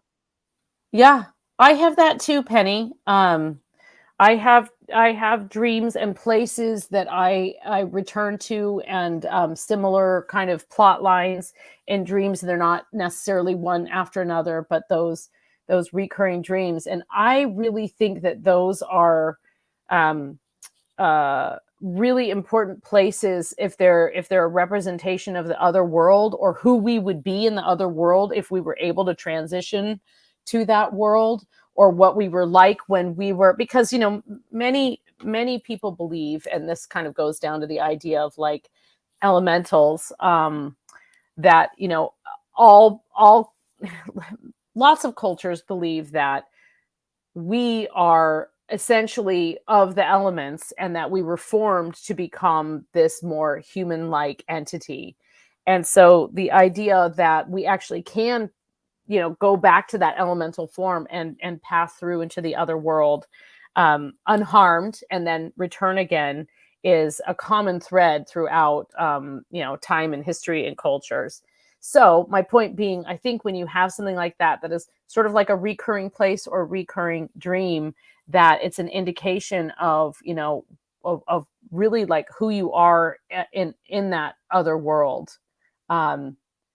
For example, I'm a creaky old house on the prairie, apparently a haunted house on the prairie, because I tend to go back to this one place. But I think that the dream elements are very similar, and I think that's a form of recurring dreams. I think sometimes we think recurring dreams are the exact same dream that we have over and over again over a sequence. But, I think that's a really precious thing to have, Penny. And I think that, I'd be curious just to know. I mean, it's insight into the person. Like, what are those dreams for you? What are those places that you've returned to?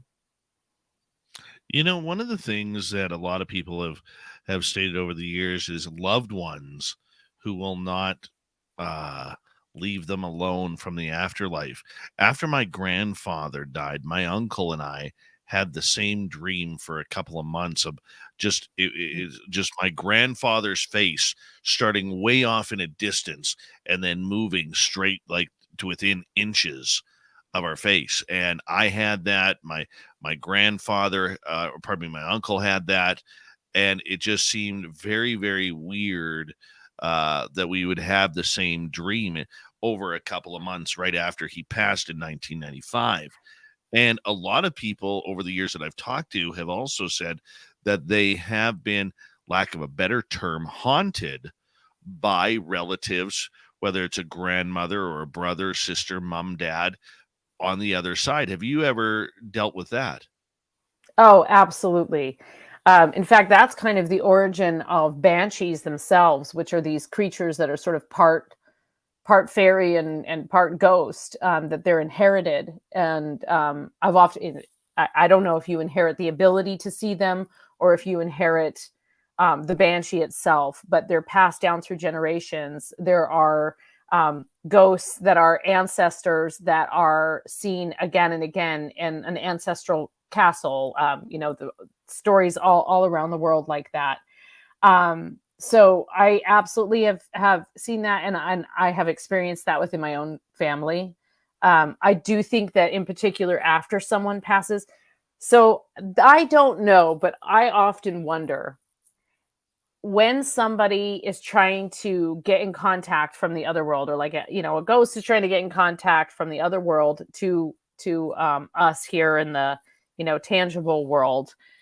Do they just put out like a blast and see who picks up, or are they targeting specific people? That's a question I've often pondered over the years, especially in studying the various tools that we use to connect with the dead, such as Ouija boards and spirit boards, and different psychic rituals and trance that we use to perform ways of necromancy and such.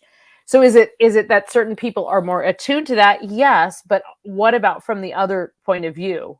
And so, maybe there was a blast out to everyone in your family, but it was just you and your uncle who really picked it up, because not everyone has that part of their mind open.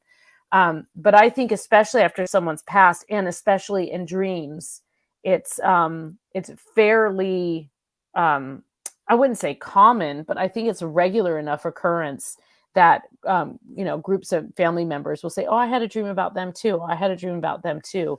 I mean, they're obviously, the obvious reason is they're on everyone's mind, but also I think that that's the time shortly after death when contact can be at its greatest, because, maybe there's still something to say or unfinished business. I mean, there's so many different theories on how people actually transition and whether or not you let them go. But yeah, I think that's, and also not just within families, but it can be very close knit groups of friends. If you've lost a childhood friend and, other people, oh yeah, you might get a call. Oh, I dreamed about Ray last night. Oh yeah, me too. So yeah. I think it's actually a really beautiful thing. It can be very heartbreaking, but it's a beautiful thing to be able to share that. Let's go to Deb. How high up do you fly in your dreams? 100 feet or more? It would be great to just have like a list of like flying related dream questions. Me personally, all the way to the moon. I go up quite high. Oh, way higher than me. What about you, Dave? Yeah. I like to be like the fighter pilot, where I just skim the tops of the trees. Oh, nice. Well, that's pretty high up, though. I mean, that's, Go through the waterfalls, kind of glide like an eagle, yeah, yeah. listening to like Pink Floyd while gliding. Us, and them. Mine was more learning to fly, tongue-tied and twisted, just an Oh, earthbound spirit. I see. Yeah. So that's a good question though, because some people might Dave, did we say this off the air, but like just the way that you fly is also interesting to ask people, oh, do you fly in a dream, or what's your method? Because I feel like everybody has a slightly different method. It's like we all swim a little bit differently. I feel that there's and it feels very real when you're doing it. So you kind of wake up and you're like, I know how to fly. I just have to, Peter Pan my way out of this house or whatever. That's a fairy Right. story.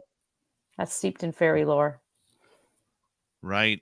You know what? We are done about 3.5 minutes before we need to go to break here at the top of the hour and say goodnight to Varla. Varla, do you believe that we can control our dreams? Do you believe that we have access to that area in our head that says, you know what, enough is enough. I'm done with this? I do believe that we can develop the ability to control our dreams. I do not believe that you can do it all the time. And I don't believe anybody who says they can. I think you can practice, and there are like exercises that you can do to train your brain so that you can learn to lucid dream. Totally possible. But I don't believe anyone who says that every time they dream, they lucid dream. Because I think that is probably not healthy. Because the other thing that dreams do is they just allow us to not be us, right? They just allow us to just see how things go. It's nice to not always know what's going to happen. That's kind of the best part about dreams sometimes, right? It's like not knowing for sure what's around the bend. Lucid dreaming isn't always about controlling what happens in the dream. It's kind of more about controlling your reactions in the dream. And that can work really well if you have nightmares and things become frightening and you want to kind of turn that around. So yeah, I mean, that's a skill like any other, psychic development or anything like that. It can be in tune, or your mom can basically program you to be able to do it when you're 3 years old. That's the other option. Whatever works, correct? Yeah. Right. Beauty. Yeah. Beauty. 90 seconds, Varla. Where can everybody find your books and more information about the great Varla Ventura? You can visit my website, varlaventura.net. Where you can find information about my books and various swag and things like that. And my books are available anywhere books are sold. They're all still in print. Coming up on not quite 20 years, but close to it. And hopefully I'll have a new book or two coming out in the next couple of years, and we can meet up at a bookstore too. Be great. Of course. And we will also, our listeners would be able to see you in Las Vegas at our fan party, May 19th through 21st at the Golden Nugget in Las Vegas, which you are going to be part of this year, which is going to be amazing. I can't wait to finally meet you in person. I can't believe we haven't met in real life. It feels like we have. I know it happens, but here we are, just a couple of months away. Yeah. And I'm off to Ireland, so I'll gather some new freaky information. And so the next time I see you, I'll be back from that trip with hopefully some crazy stories to regale you with. Excellent. Varla Ventura, we love you around here, and we'll talk to you next month on Our Cryptid World. Coming up next, you. Super Duke will be joining us from World Bigfoot Radio. But before Duke, we're going to head to the swamp. Our resident swamp dweller takes us on another spooky journey. Spaced Out Radio has a power-packed hour 3 right after this.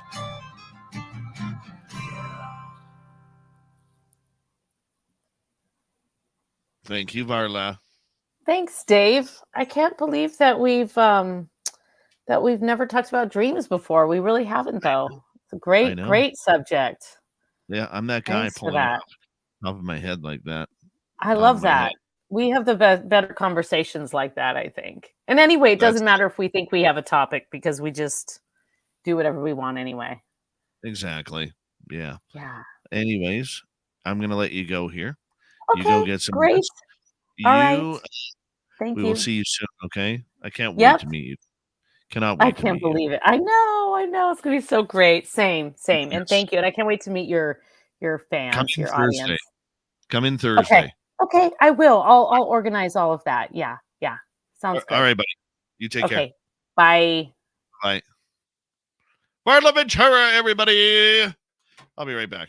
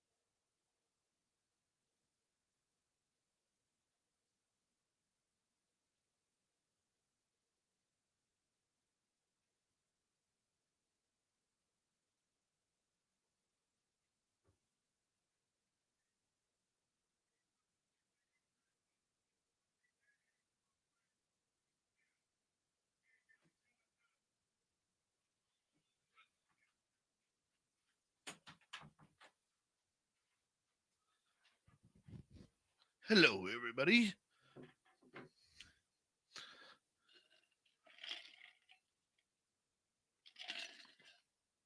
We've got just over 1 minute to go here.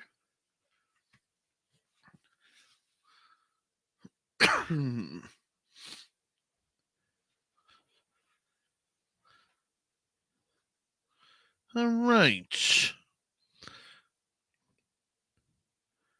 I talked to Kat on our team this morning. She is going to be working the next few days on getting emails out for everybody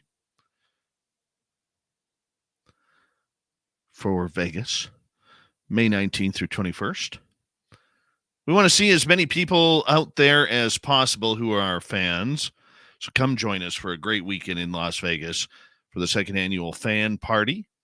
We'd love to have you all there. And if you want VIP tickets or tickets in general, just go to info@spacedoutradio.com. We'd love to have you there.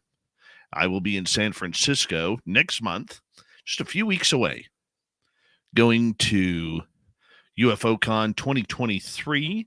Be my fourth time there. I will be the MC of the event. And you can join us at UFOCon2023.com. Get your tickets there. So come join me there if you want to come say hello. We'd love to see you there. And here we go, everyone. Hour number 3.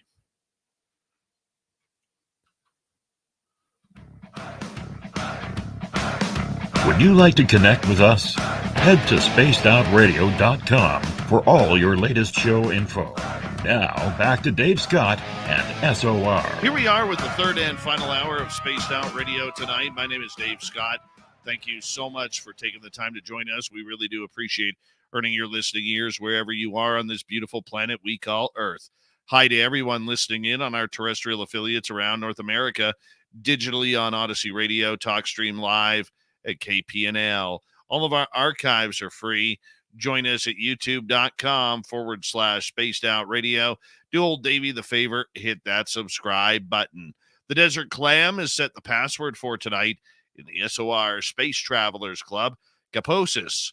Kaposis is your password. Use it wisely, Space Travelers, as the Clam sets the password each and every night right here on Spaced Out Radio.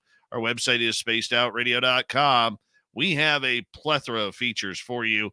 Rock out to Bumblefoot, read the news wire, check out our swag as well. Follow us on Twitter at Spaced Out Radio, Instagram at Spaced Out Radio Show, and on TikTok at Spaced Out Radio. It is time once again for us to head to the swamp.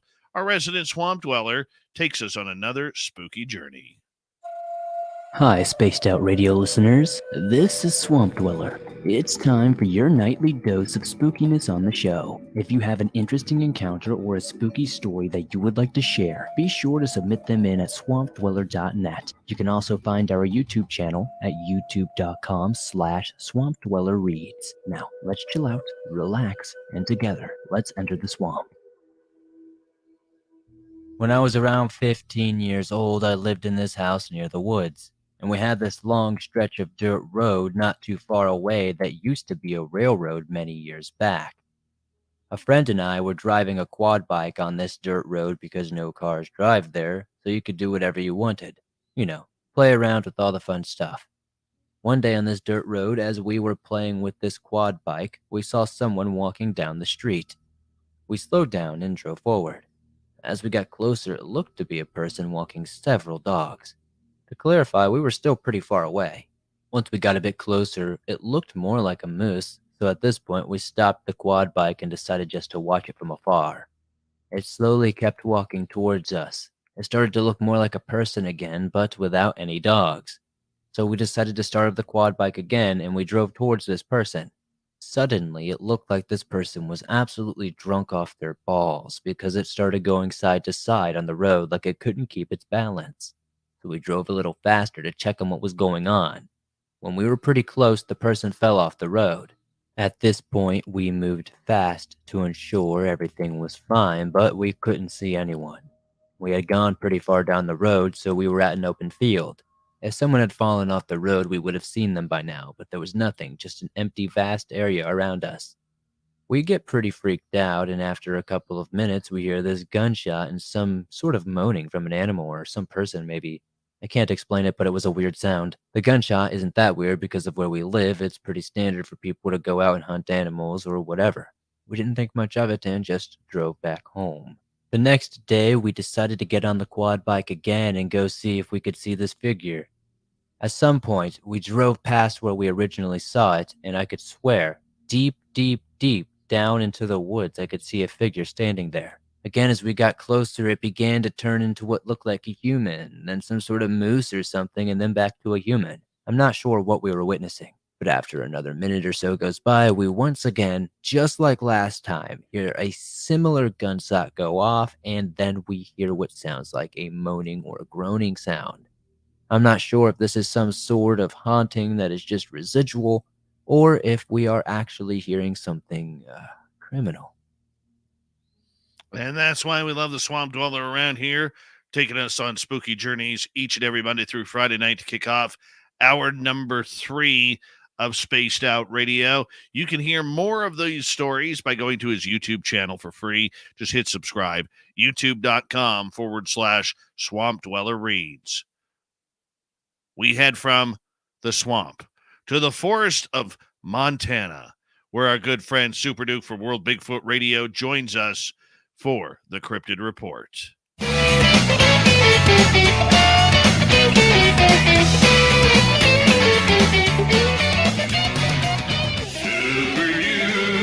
Super Duke, the Cryptid Report with Super Duke. All right, Super Duke from World Bigfoot Radio. Always good to have you here, my man. How you doing? Always fun to be here, and I'm freezing my butt off. I'm sick of the subarctic cold. Quit it already. That's enough. Oh, dude, I know. I could not get warm. I could not get warm to the all day today. It was just one of those days where the cold was going right through the jackets and the sweaters and everything. Yep, same thing here. Brutal. Plus, we have really high winds, so ridiculous wind chills. Super sucks going outside right now. I hear you there. The abbreviated Cryptid Report. We got you till the bottom of the hour. What do you got for us tonight, my friend? Well, today I got to give a shout out to, and maybe he's still in the chat room. He was in there earlier. Pegleg Kenny, Captain Pegleg from Group Investigating Mystery Primates, or GIMP for short. And you can find this fine group on Facebook or on MeWe, the no censorship social media platform. And he posted several interesting sightings. And so shout out to Kenny, and let's check out what he managed to find this week. First off, a woman and her ex-husband were camping on the outskirts of Klamath National Forest in California in the early hours of the morning in May 1989. The woman woke up from a dream in which she felt like she was being watched and saw a large, dark, hairy figure moving quickly away from the window of the truck they were sleeping in and up the hill into the forest. The figure was estimated by her to be around 7 feet tall and moved at the gait of a human. The woman was extremely frightened and reported a strong, musky smell. The woman also described the creature as having a vaguely humanoid face with large, protruding brows, dark, intense eyes, a nose that was a mixture of gorilla and human, and a severe and turned-down mouth with fleshy lips, and a conical head with pronounced sagittal crest. The jaw was not prognathic, and there was no facial hair around the eyes, nose, or mouth. The woman was a student of anthropology at Portland State University, thus explaining the good description, and was unable to identify the creature from her past studies. The woman would like to remain anonymous due to fear of ridicule from her colleagues. Yeah, great colleagues. Same ones Dr. Bendernagel had. So here's the next report. In September of an unspecified year, maybe 1998, a 10-year-old boy named Brendan had a sighting of a Bigfoot when he was living in Ording, Washington. He was 6 years old at the time and was climbing a hill beside a small creek that ran parallel to the Puyallup River. He heard a noise and looked up to see the creature standing in the woods. He felt stunned, but also scared, so he ran down the hill, jumped across the creek, and looked back at the creature again. The creature was looking at him, but then it turned and walked up the hill and disappeared into the woods. He didn't tell anyone about the sighting at the time, but later shared it with his grandmother, who interviewed him in May 2004. And he described the creature as big and muscular, about as big as the house they were in, which has 8-foot ceilings. He estimates the creature's arms were longer than a human's, coming down to its knees. The area around the sighting was a wooded area with a lot of deciduous trees, some fir, and plenty of brush. And that's one thing that comes up a lot, is that they really seem to like to hang around in areas with evergreens in, because it provides year-round cover for them. Next report we have from Florida. June 15, 2004, Marion County, Florida. A man who worked in the Ocala National Forest as a road grader was on State Highway 19 near Salt Springs. It was a scorching hot day with temperatures reaching 95 degrees. It's not scorching hot for down there. I lived there. The man thought he knew all the wildlife in the forest, but that changed when he encountered a creature he had never expected to see. As he was grading the road, he looked up and saw a dark brownish black animal approximately 200 yards away. The creature was standing on the side of the road and was about 6.5 feet tall. It turned its head and looked directly at the man, who then stopped his grader. The creature continued to stare at the man for another 1 to 1.5 minutes before turning its head forward and crossing the road in 3 steps before disappearing into the woods. The man arrived at the location of the crossing 3 minutes later and saw 2 footprints, each approximately 12 inches long. He also noticed broken tree branches along the path the creature took. He left food and water at the location and resumed grading the road. And when he returned, the food and water were still untouched. Must not have been very hungry.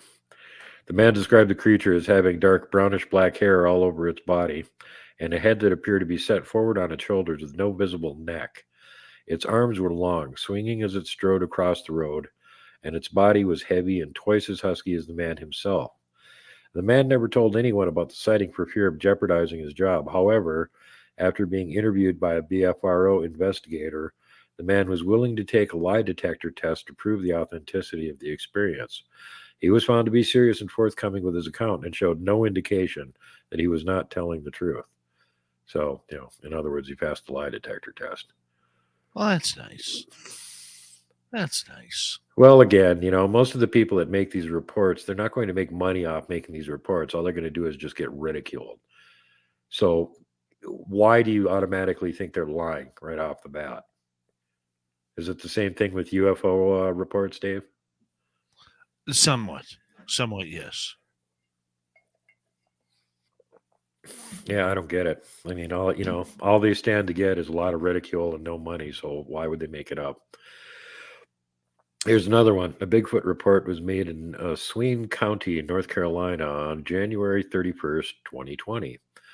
The witnesses were a couple traveling along Needmore Road off of Highway 74 West, heading towards Bryson City.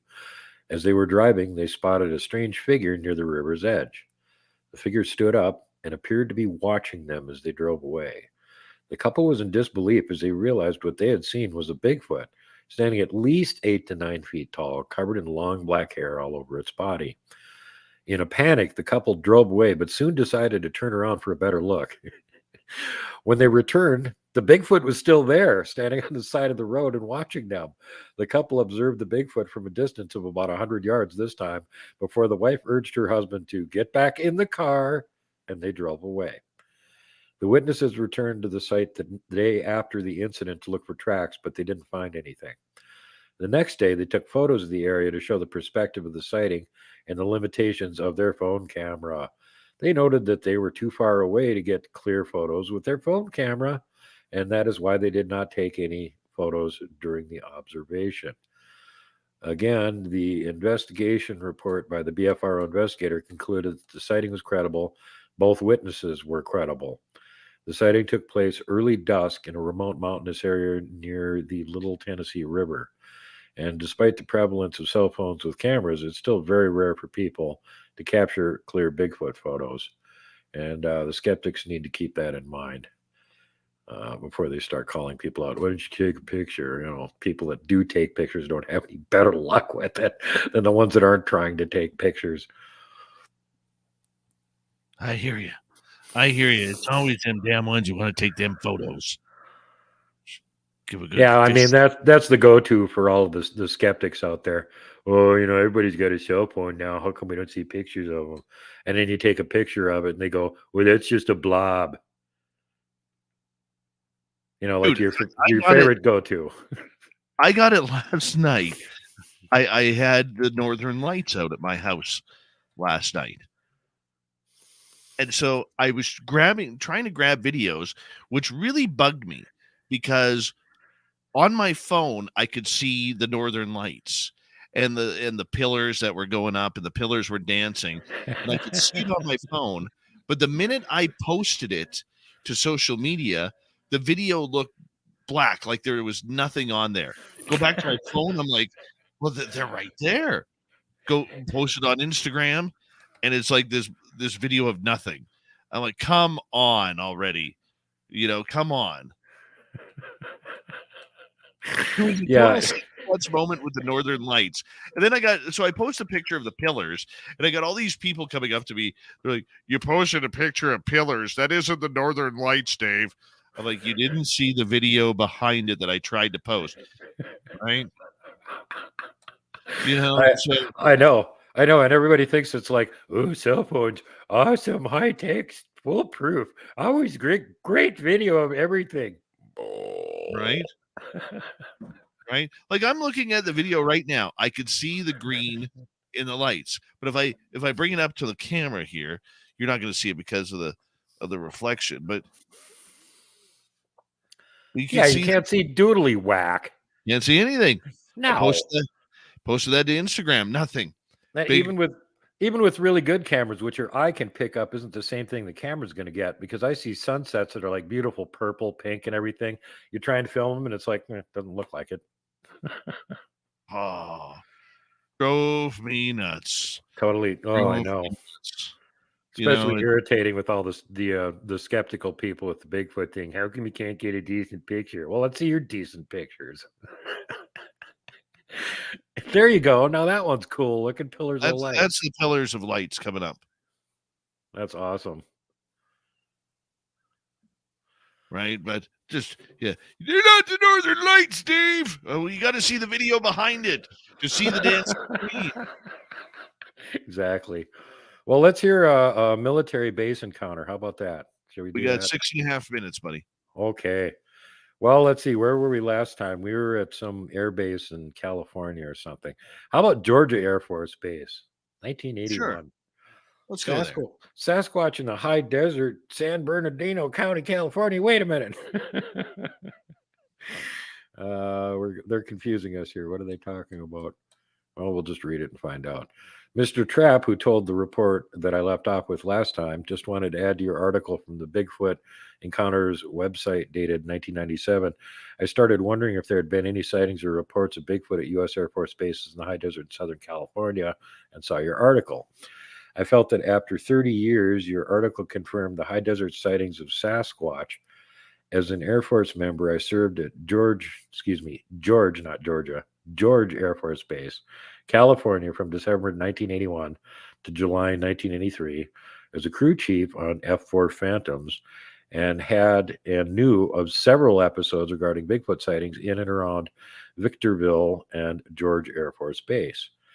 Like over at Edwards Air Force Base, I had many drinking buddies with the 35th Security Police Squadron that claimed sighting huge, hairy, ape-like creatures inside and outside the perimeter of the base there in Victorville, California. These security police officers told me that they had made official reports because of an unauthorized entering on a military installation by anyone or anything is a priority. They told me about finding places around the perimeter where the metal fence was torn and ripped apart with large gaping holes. But one of the strangest incidents was from a security police NCO supervising a number of sky cops who had the responsibility for security in and around the far areas of George Air Force Base.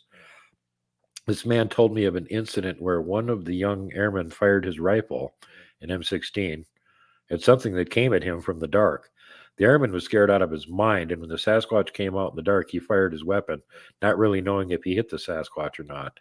But he said that for over several hours prior, he had smelled something very pungent and heard some crazy howls. As an F4 crew chief, my duties include running F4 jet engines on the trim pad far away from all the hangars and from the flight line.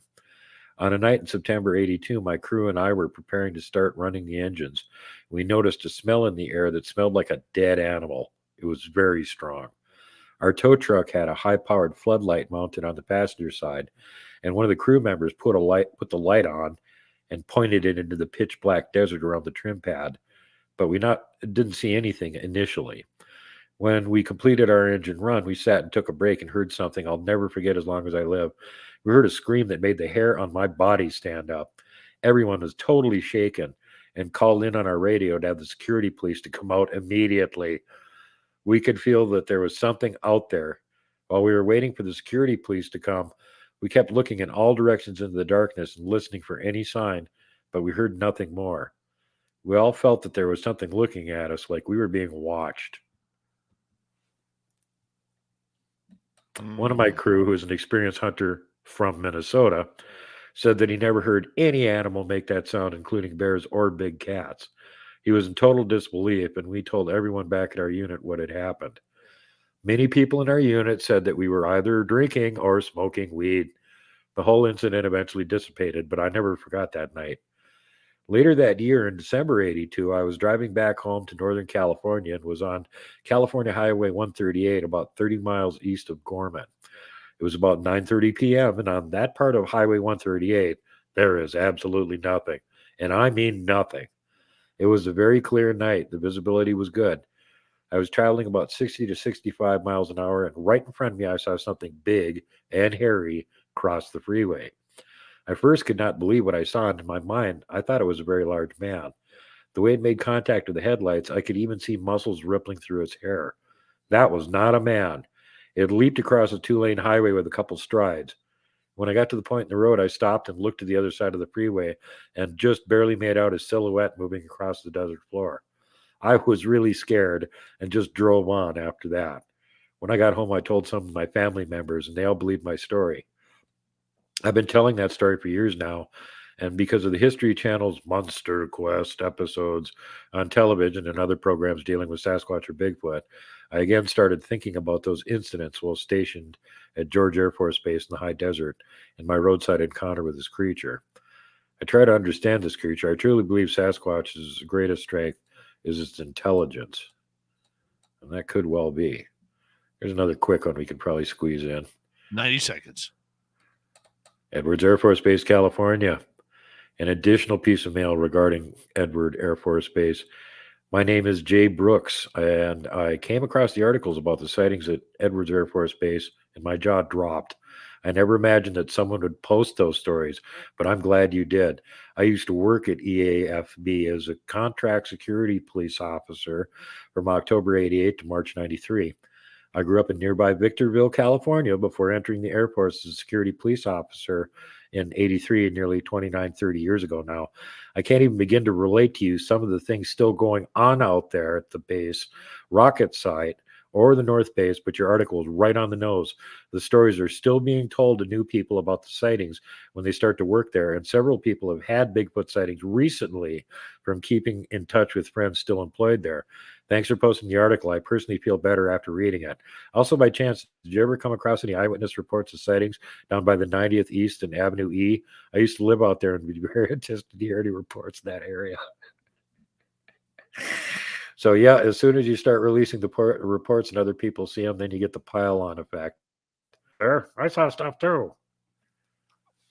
Super Duke, where can everybody find World Bigfoot Radio? World Bigfoot Radio, World Bigfoot Central, and all attached things can be found on YouTube, Rumble, BitChute, Bright Eon, and Odyssey. You can also find my support groups on Facebook, which is Montana Bigfoot Project and World Bigfoot Radio, and also World Bigfoot Central on the MeWe platform. Come on over. Thank you, Super Duke, from World Bigfoot Radio. We will talk to you next week on the Cryptid Report, my man. Right on. Super Duke for World Bigfoot Radio. Super Duke. Super Duke. Coming up next, it's the Dave 101, and we'll get to the strange news of the week. right here on Spaced Out Radio, a jam-packed final half hour when we return.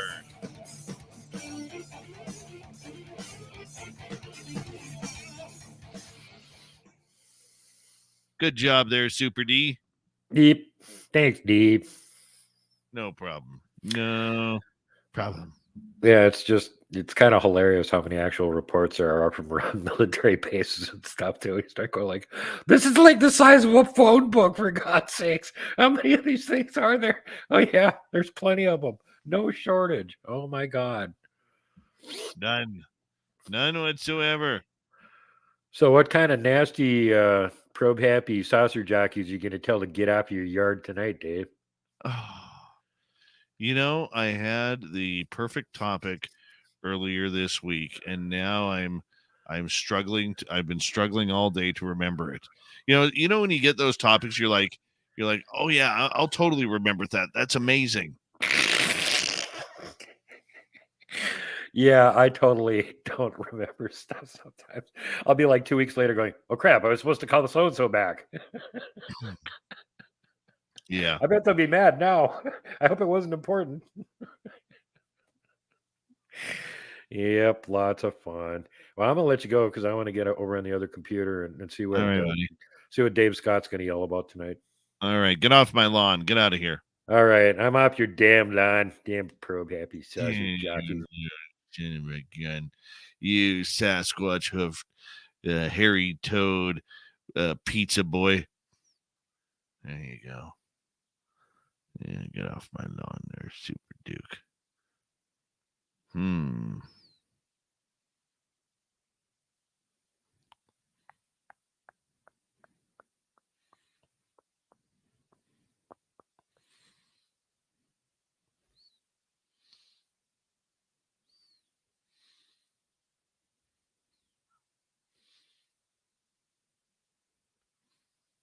So I thought I had got rid of this malware virus on my computer. It came back today. This evening, as a matter of fact.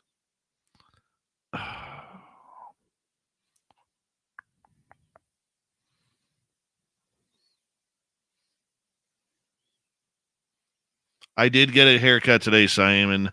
Yes. Trying to make myself look good.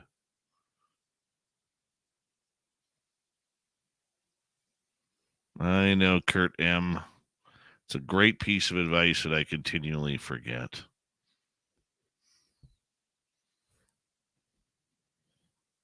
I know it had something to do with aliens. Something to do with that.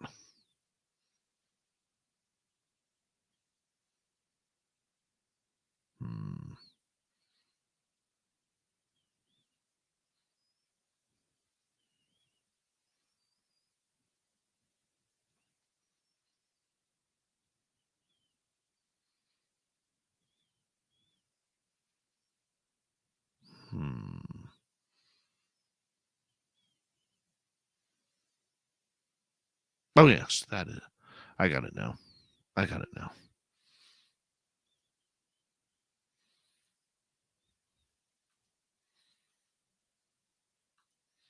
Let me line it up here.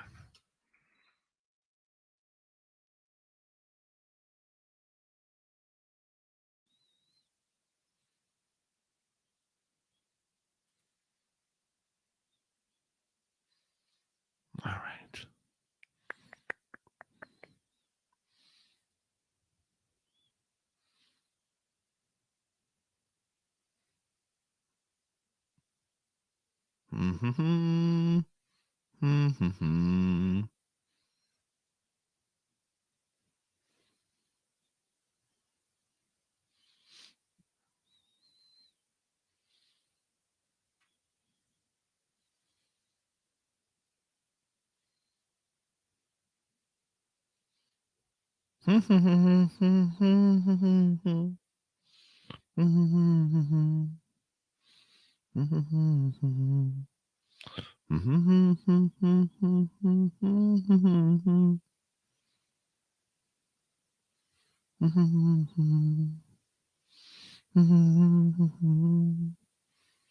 Did that specifically for Area 51. just to help him out a bit.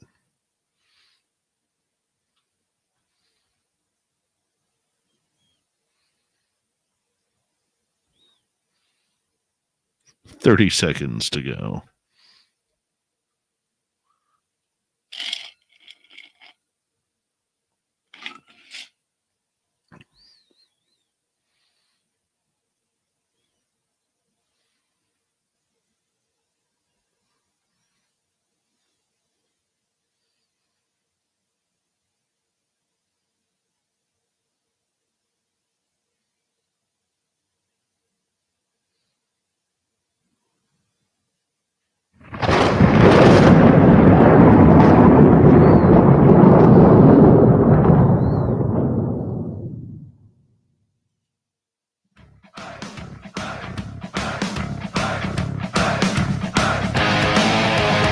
We rounded third. We're heading for home tonight on Spaced Out Radio.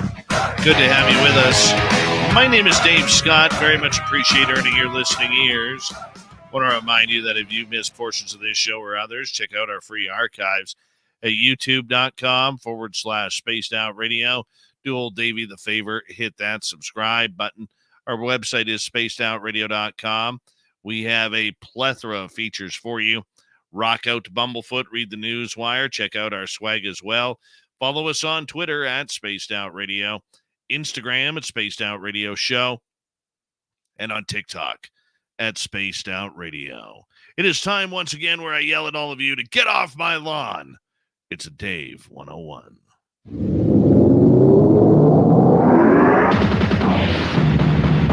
It's time for Dave 101.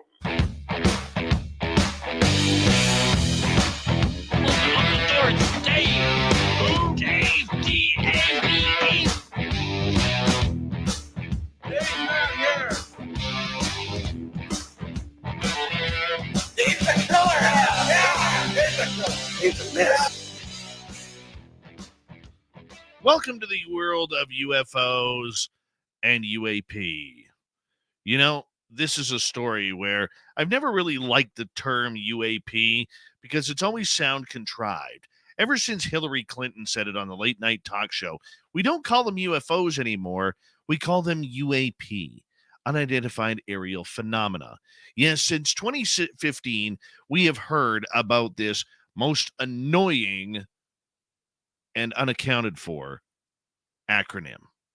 And you know what I don't like about it was how everybody jumped on the bandwagon. Oh, it's UAP now. I don't use UFO because it's so passé. It's so in the past. And UFO could be anything where UAP is something in the sky. Everybody had their answer to it. Not old Davey here. No way.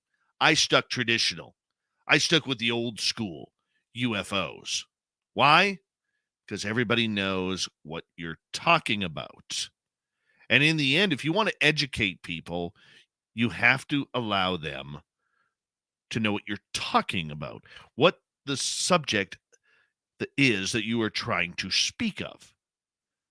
So I never bought into the UAP crap. I never bought into it being from UFO because here's the thing. When the To the Stars Academy first came out, this is where it gets interesting. They said UAP could be anything in the sky. But if it wasn't adversary, if it wasn't Russia, if it wasn't China, if it wasn't some rogue country out there that developed technology, then it must be something else. But it's not alien. We're not into the A word. No, no, no. They did everything to segregate UFOs from extraterrestrials, which for the experiencers out there, they were left scratching their head saying, what? What are you trying to do here? What does this all mean? Yeah, UAP. I'll call it what it is. It's a garbage term. And no other way explains the trash that is the term UAP, in my opinion, than what we've experienced the last couple of weeks. Because when the drones and the balloon invaded, everybody from government officials to the media were calling it UFO or unidentified object. Nobody was using UAP because nobody in this planet knows what the hell a UAP is. But then I started noticing something else. In my conversations with people in the UFO world and around the spaced out radio world, like Tim Senor and Marquise Williams and Grant Baker and Random Guy, started learning something. I think there's a difference between UFOs and UAP. And there was one little line that one of the heroes of ufology, and I mean that with all due respect, because I like the guy, Lou Elizondo, had stated when he put out a statement that read something like this. The recently publicized incursions of our sovereign airspace are a reminder of what I have been saying for years, and the primary reason I resigned from my position as director of the Pentagon's Advanced Aerospace Threat Identification Program, otherwise known as ATIP. UAP, unidentified aerial phenomena, are regularly flying with impunity in our nation's sovereign air, and at present, an urgent national security threat. But individuals within our government remain staunchly opposed to properly investigating and acknowledging this matter. Why is this paragraph out of 4 paragraphs, in my opinion, very, very important? Well, to the uneducated of the subject, means that he's talking things flying in the sky. To those of us in the UFO subject, he's not talking about UFOs at all. No, he is talking about UAP. Because here's the thing, people. This is not just a United States problem. This is not just an American problem, a star-spangled banner of UFOs flying through the sky as the rockets red glare and the bombs are bursting in air. No, nothing to do with that. What this has to do with the fact is we have heard since the beginning, Lou Elizondo and many others talk about this threat narrative. But you see, there's this little military that is north of the United States called Canada and the Canadian Armed Forces, where just a couple of months ago, their Department of National Defense stated there is no threat by UFOs to Canadian airspace. So even though there's this imaginary border between the two biggest countries in North America, how could one, the southern part, have all these threats going on in their airspace, but north of the border, there is no aerial threat? Until the balloons and until the drones came. That is what is unidentified aerial phenomena. Elizondo stated that he resigned from the program, ATIP, because, as he put it, this is something that was needing urgent national security attention. These objects were flying in with impunity into sovereign airspace. So he wasn't talking, in my opinion, of UFOs at all. He was talking about the 50 to 60 plus years of balloons and now of drones that have been spying on America, American military bases and assets. That's the UAP that he states he resigned from. Because remember, he stated that this was the primary reason why he resigned from his position. So in the end, even though we got 3 grainy videos of the Tic Tac, Gimbal, and Go Fast, which are allegedly UFOs, this has been not about UFOs at all. It has been about American security and threat narratives from countries out there who really don't have the best intentions towards the United States. So where does that leave us? Well, I think we've learned a very valuable lesson here. We've learned that there is a major difference between UFOs and UAP. We have learned that UAP has nothing to do with UFOs. It has nothing to do with little green men or little gray dudes with big black eyes or reptilians or mantids or Arcturians or Pleiadians or Anunnaki or any other weird looking species that has come down and partied in Vegas. No, we have eventually wanted this to happen, and at least in my mind, the line has been drawn in the sand. UAP are not UFOs. There's going to be a lot of people who disagree with what I say about that, but the proof is in the pudding. The proof is 4 UAP were shot down. A UFO hasn't been shot down. Now, we aren't saying here that we aren't being visited, because we are. There are objects that are hanging out by military naval ships, hanging out by regular people in the oceans, in the mountains, and in the stars above that we cannot explain. People are seeing landings of UFOs.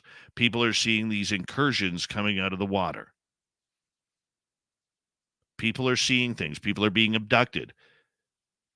But UAP has nothing to do with what the phenomena is actually performing. No, that is something completely different. Something completely different than 90% of what we've seen up to this time. So we as a UFO world, in my opinion, have to take the UFO back because it's ours.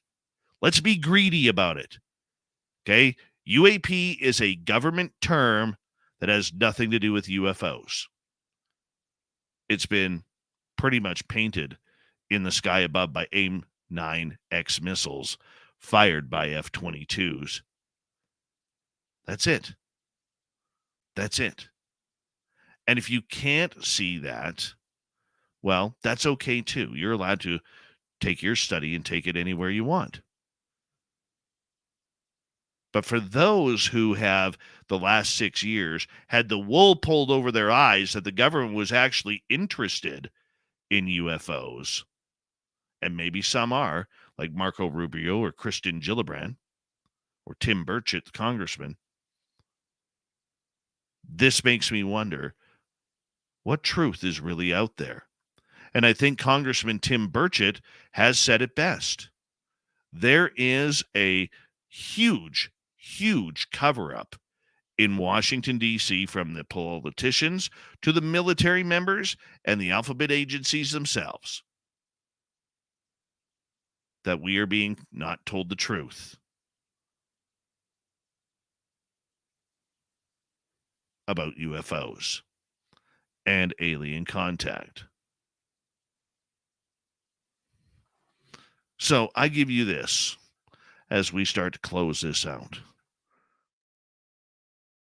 You open your eyes and you start to see the truth. You will see that UFOs are completely different than what we are being told they are. That's it. That's all. And we, as a community, need to stand up for our own community that has experiencers in it, that has scientists in it, that has journalists in it, that has many people who just want to know what truly is going on. Because, in my opinion, from Elizondo on up, they don't want us to know the truth. They don't want us to know that there is actually something out there. And they've tried to cover up what is going on by using the term UAP. And if you don't believe me, that's great. If you don't agree with me, you're allowed. But do yourself a favor, do your own study. Figure it out, because the wording is right there. And when you read between the lines, a UAP is nothing but a drone with Chinese writing on it. And that is your Dave 101. If you have a comment that you want to leave below on our YouTube channel about what you thought about my Dave 101, I'd love to read them. I read them each and every week, so make sure you take the time to push it on in there and let me know. Do you think I'm right? Do you think I'm wrong? Are you going to dump the term UAP and go back to the original OG UFO? That's all up to you. But I want to read your comments. Let's get to the news. What time is it? It's time for Shirky Poo's News! All right, let's get right to it. Let's start off north of the border here, where Canada's top ufologist has seen a spike in reported UFO sightings in recent days after jet fighters shot down 3 separate objects a couple weeks ago. Chris Rutkowski with UFO Research in Winnipeg has been collecting and analyzing Canadian data on UFOs and is more recently been referred to as UAP, of course, for the last 35 years. Chris stated, "We received a few more cases or reports than usual since all the attention to the balloons and drones shot down last weekend. There are a few more." Rutkowski says that it doesn't necessarily mean that UFOs are appearing in Canadian skies with more frequency. It's just that people are more comfortable reporting what they had seen, sometimes years earlier. This has happened before, where we've seen a major news story about UFOs. People end up feeling more comfortable reporting things that they've seen a long time ago. Maybe at a time when it happened, they were feeling that perhaps people wouldn't believe them and feeling they would be ostracized, or there's stigma about it, and they just felt more reassured that real people really do want to hear what they've seen. And that's the case right now, Rutkowski believes. We're getting more recent reports, but we're getting reports from people who say that 10 years ago, 15 years ago, when they were kids, that they saw things and they feel comfortable sharing them now. Reported sightings of UFOs reach an all-time high in Canada and in the 2010s, but have recently seen a decline since. Ufology Research's latest UFO survey, released earlier this month, suggests that there were 768 UFO sightings in Canada last year, a slight increase of about 6% from 2022. The number of reported sightings in Canada last year was still the 4th lowest over the past 20 years. The survey said the increase in UFO reports in 2022 over 2021 is largely due to 37 separate reports filed by one individual regarding objects with definitive explanations. Without these cases, there would be no negligible increase in UFO reports last year at all. The term UFO was coined back in the 1950s to move away from calling them flying saucers with its sci-fi implications, Rutkowski said. They thought UFOs seemed more objective and scientific, and Rutkowski states, but of course, over the years, UFO has come to mean aliens and whatnot. The term has been misattributed, I suppose, is the best way of saying it over the years, when in fact it is still the best term. Yeah, I like Rutkowski. Not a UAP garbage term guy like that.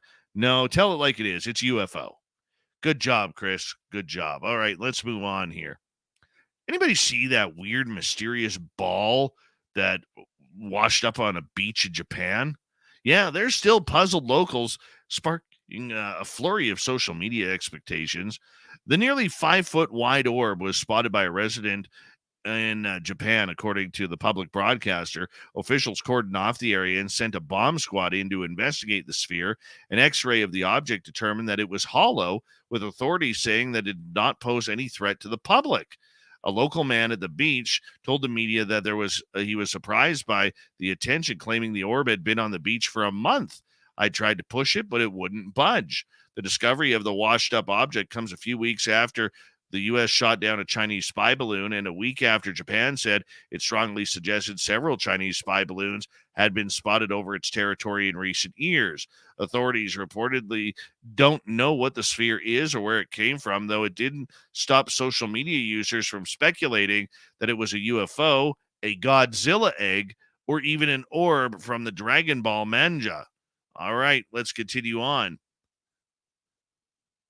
An Ohio pizzeria has gone viral after advertising for positions in a very novel way. Santino's Pizza in Columbus decided to have a little fun while searching for staffers with the sign that read, "Now hiring non-stupid people." The sign has sparked a massive debate online. Of course it would, because people need to be offended by this. I don't know why, but they need to be. With some finding it offensive, while others branding it hilarious. The sign went up last week, but caught the attention after being shared on Facebook. The chief pizza pie surveyor, owner Jaden Dunnigan, says the sign was meant to be a joke because we're not allowed to laugh anymore. No, we have to take offense. It is more humor than anything, Dunnigan said. A lot of people we've hired just don't want to work. There is no work ethic. So that's what the meaning behind the sign is when it says non-stupid. And finally tonight, we got to stop in Florida. You know that. Florida people have come up with a lot of strange ideas, but here's another one. Apparently, there is a new bill that's being proposed in the state that would ban dogs from sticking their heads out of car windows. Yes, this is apparently a real problem in Florida. State Senator Lauren Brooke, a Democrat who represents parts of South Florida, introduced the animal welfare bill last week. Owners would be prohibited from allowing their dog to extend their head or any other part of their body outside a motor vehicle window while the person is operating the motor vehicle on a public roadway.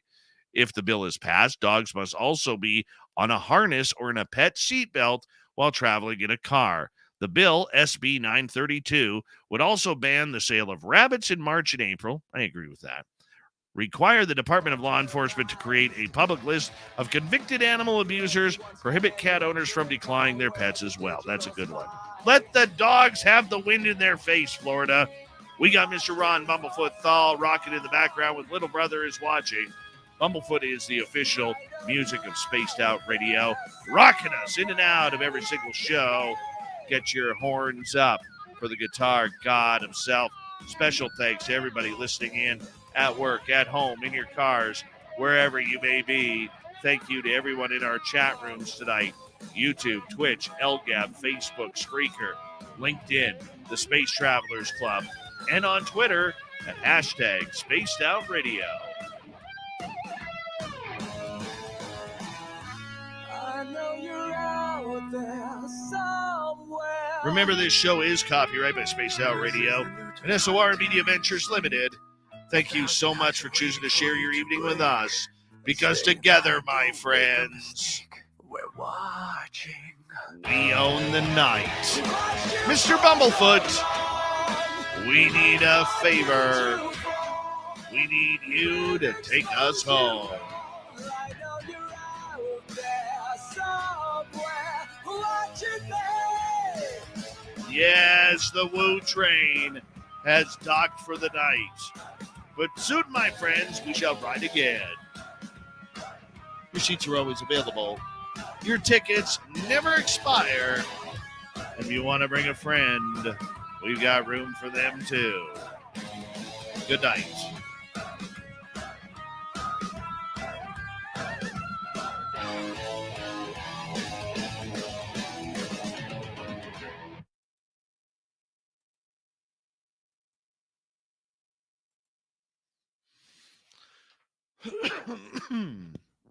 All right.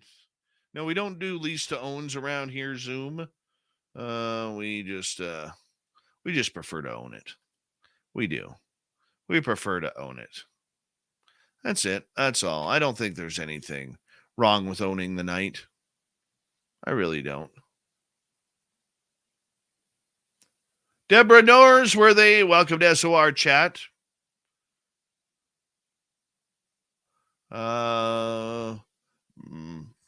Moon River, lighting up the line. I don't know the words. I really don't. There we go.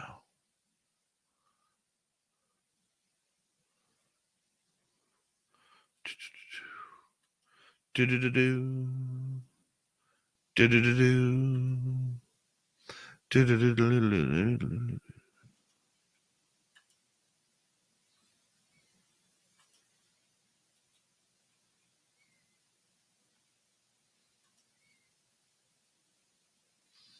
Mm-hmm. All right. Somebody's got it up. And we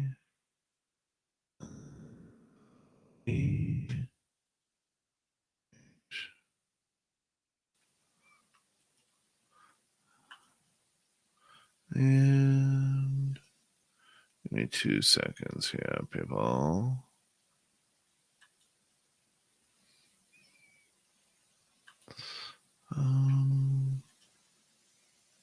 Oh goodness. Forgot to do that.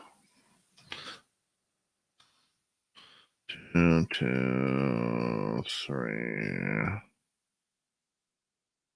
Varla Ventura.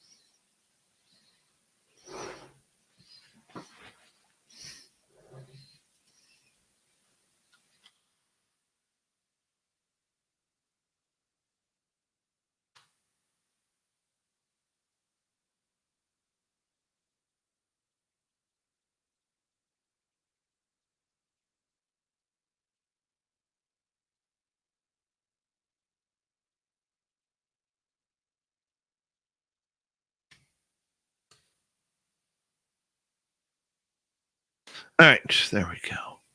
Now we're ready. What's going on? How we doing?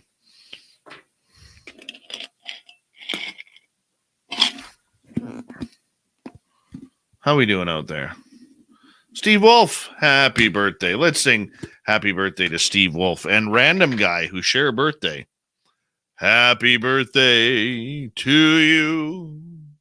Happy birthday to you. Happy birthday, little Stevie Wolf. Happy birthday to you. There you go. Congratulations, buddy. Happy birthday. Nice. Good to have you back for another trip around the sun, man.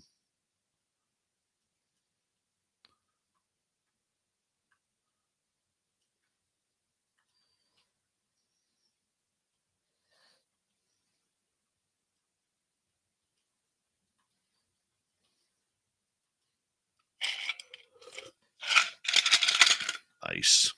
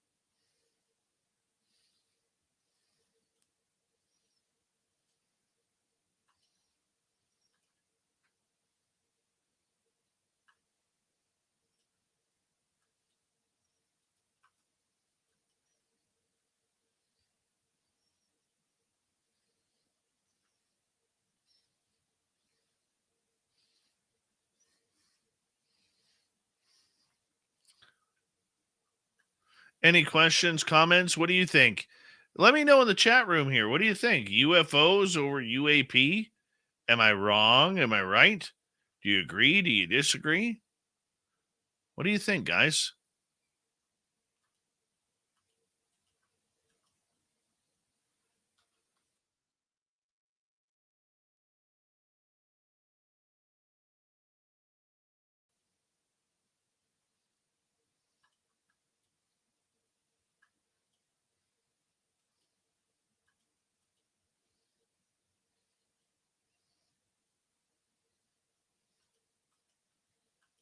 You let me know your birthday. You'll get a happy birthday.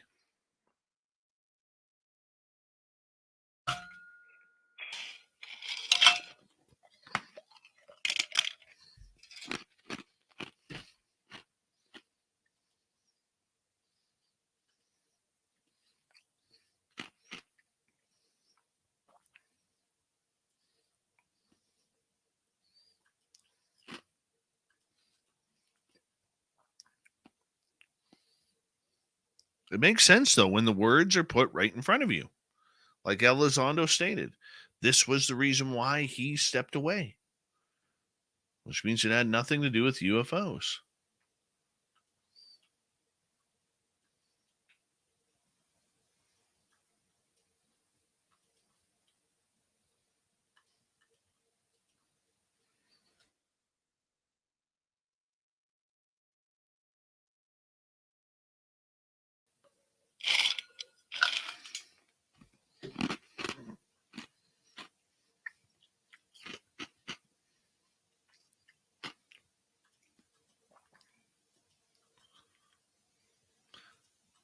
I agree with you.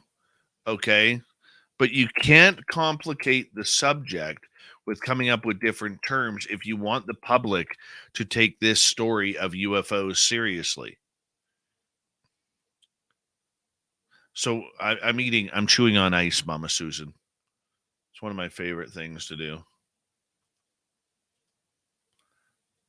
And that's the problem with UFO Twitter, is because the majority of UFO Twitter out there is so in love with Elizondo and Mellon and this whole fake disclosure BS.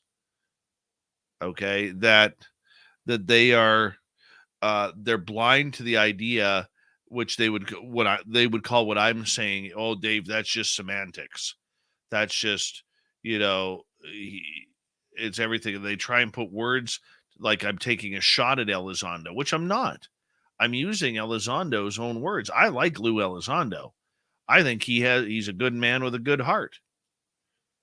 Okay. But I don't think it's about UFOs. I'm allowed to think that.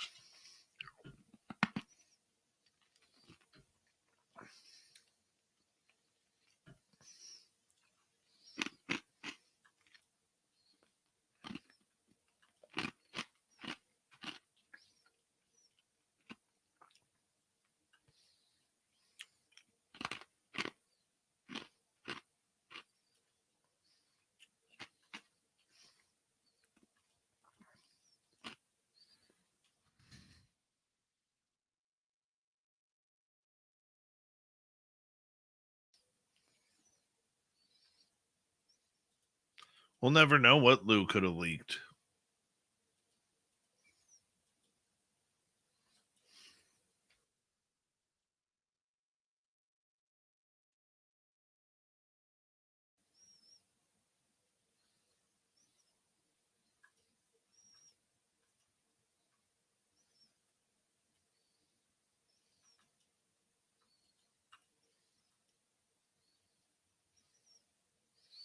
Technically, they aren't the same, though.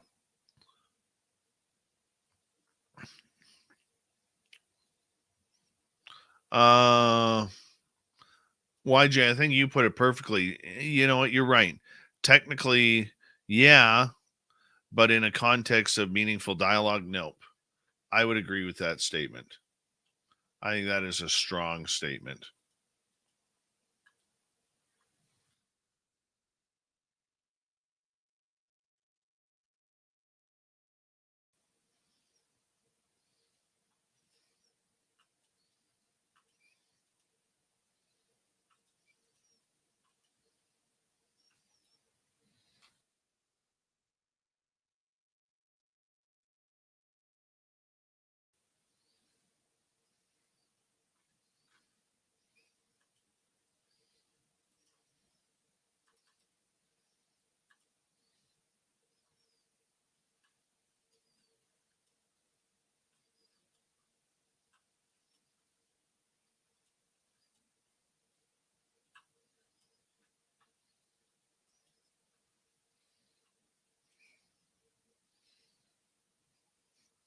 I do not play an instrument.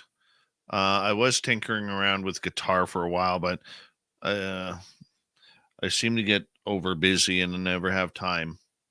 But I'm all rock and roll. I like all music, really. I'm not a big fan of the gangster rap or country music.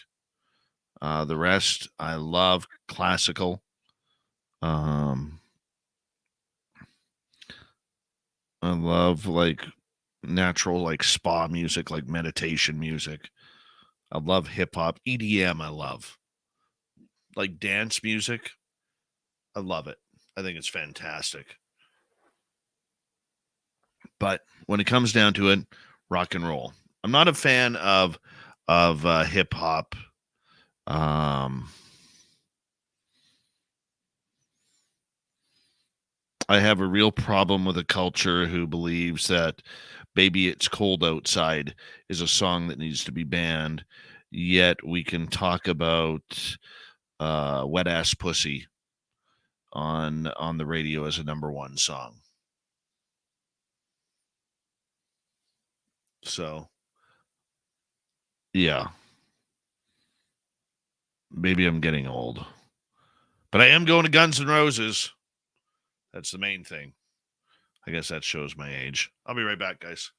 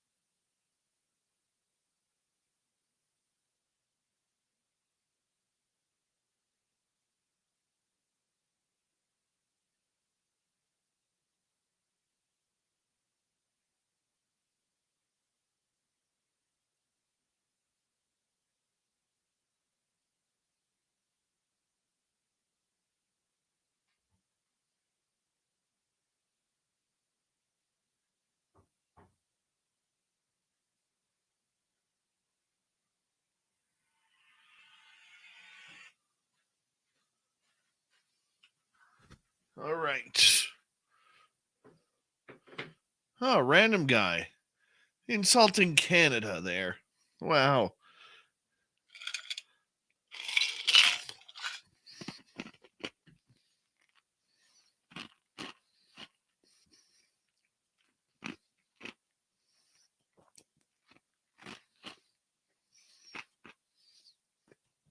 Happy birthday, random guy.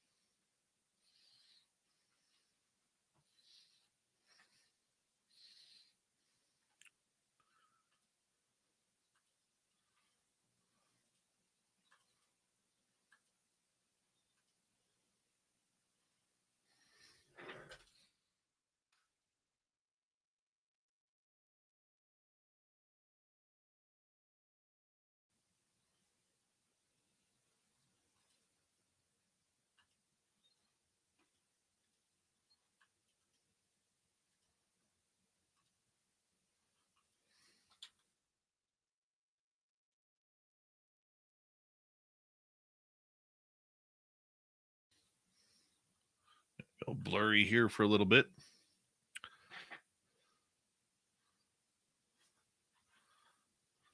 I like the pig taco in Vegas. They have good food. I've been there.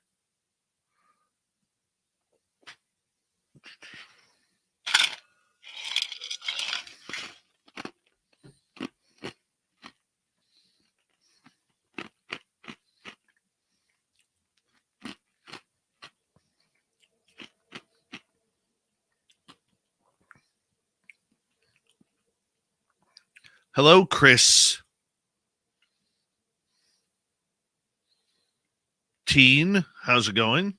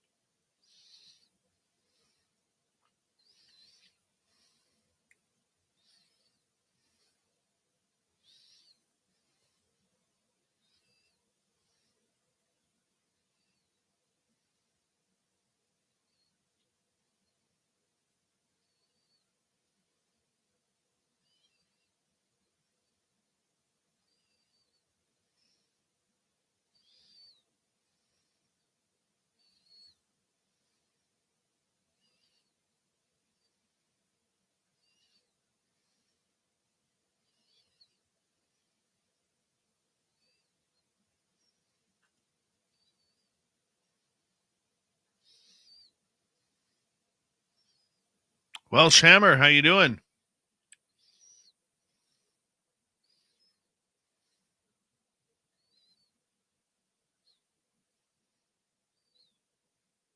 That's right. Dave is going to chew ice, and you all will love it. Crackling in your ears. At this time of night, we want to say hello to all the agents and agencies out there who are tuning us on in. Come say hello. You already know my phone number. Come say hello. That's all you have to do. Round table tomorrow night, which will be good. Got a bunch of cool people coming on.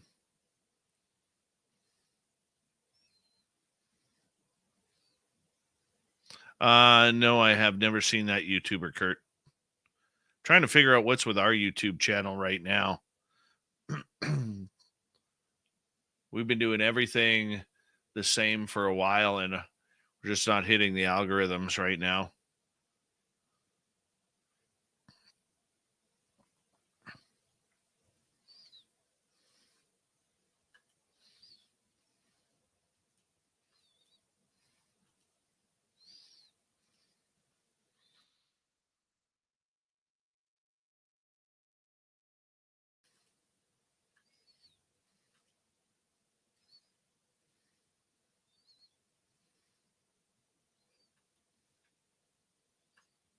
I don't get YouTube sometimes. I really, really don't.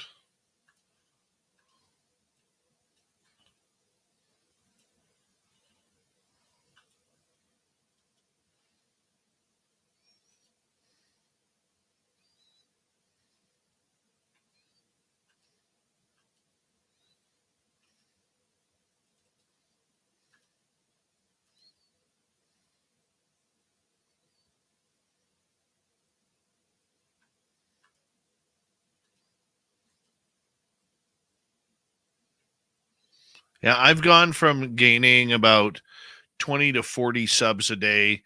And the last 4 days, we've had a total of, I think, 20. It's weird.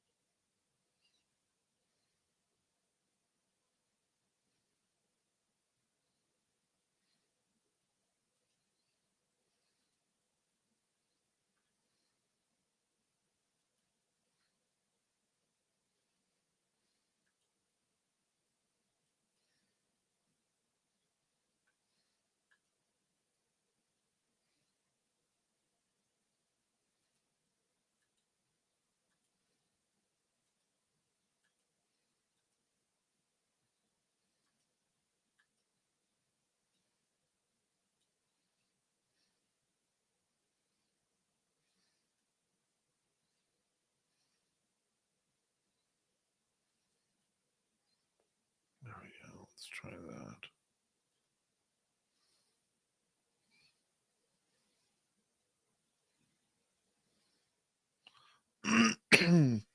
Yeah, we're going to be getting into shorts here soon.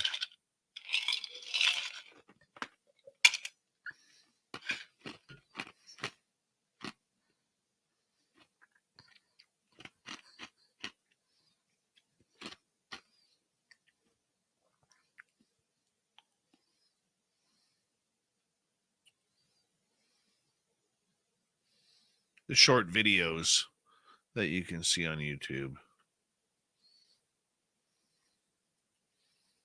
That one's done.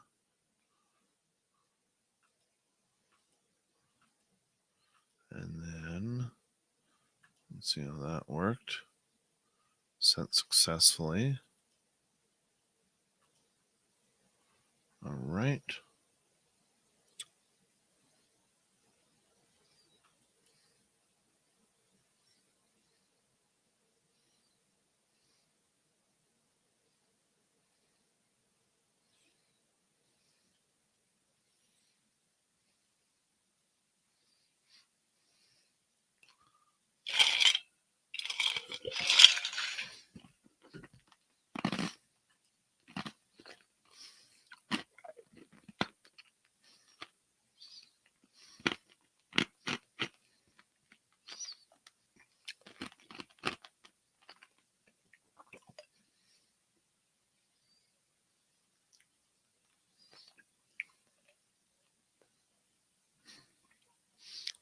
It's actually a good idea, Deb.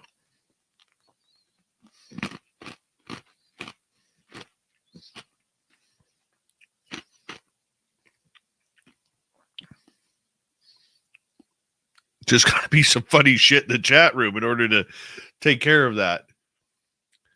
Oh, yeah. Funny shit in the chat room. All right. I'm all done and I'm going to bed. Thank you to Nancy H. and Vash the Impaler for the super chats tonight. Very much appreciate it. And a big thank you to all of you tuning us on in. If you're brand new, don't forget to hit that subscribe button, ring that bell, give us a thumbs up, thumbs down. We'd appreciate it. And tomorrow night, it is the roundtable, the month that was of February. It's going to be an interesting panel tomorrow night, and I look forward to all of you being there. So thank you so much for tuning us in tonight. We'll see you all tomorrow.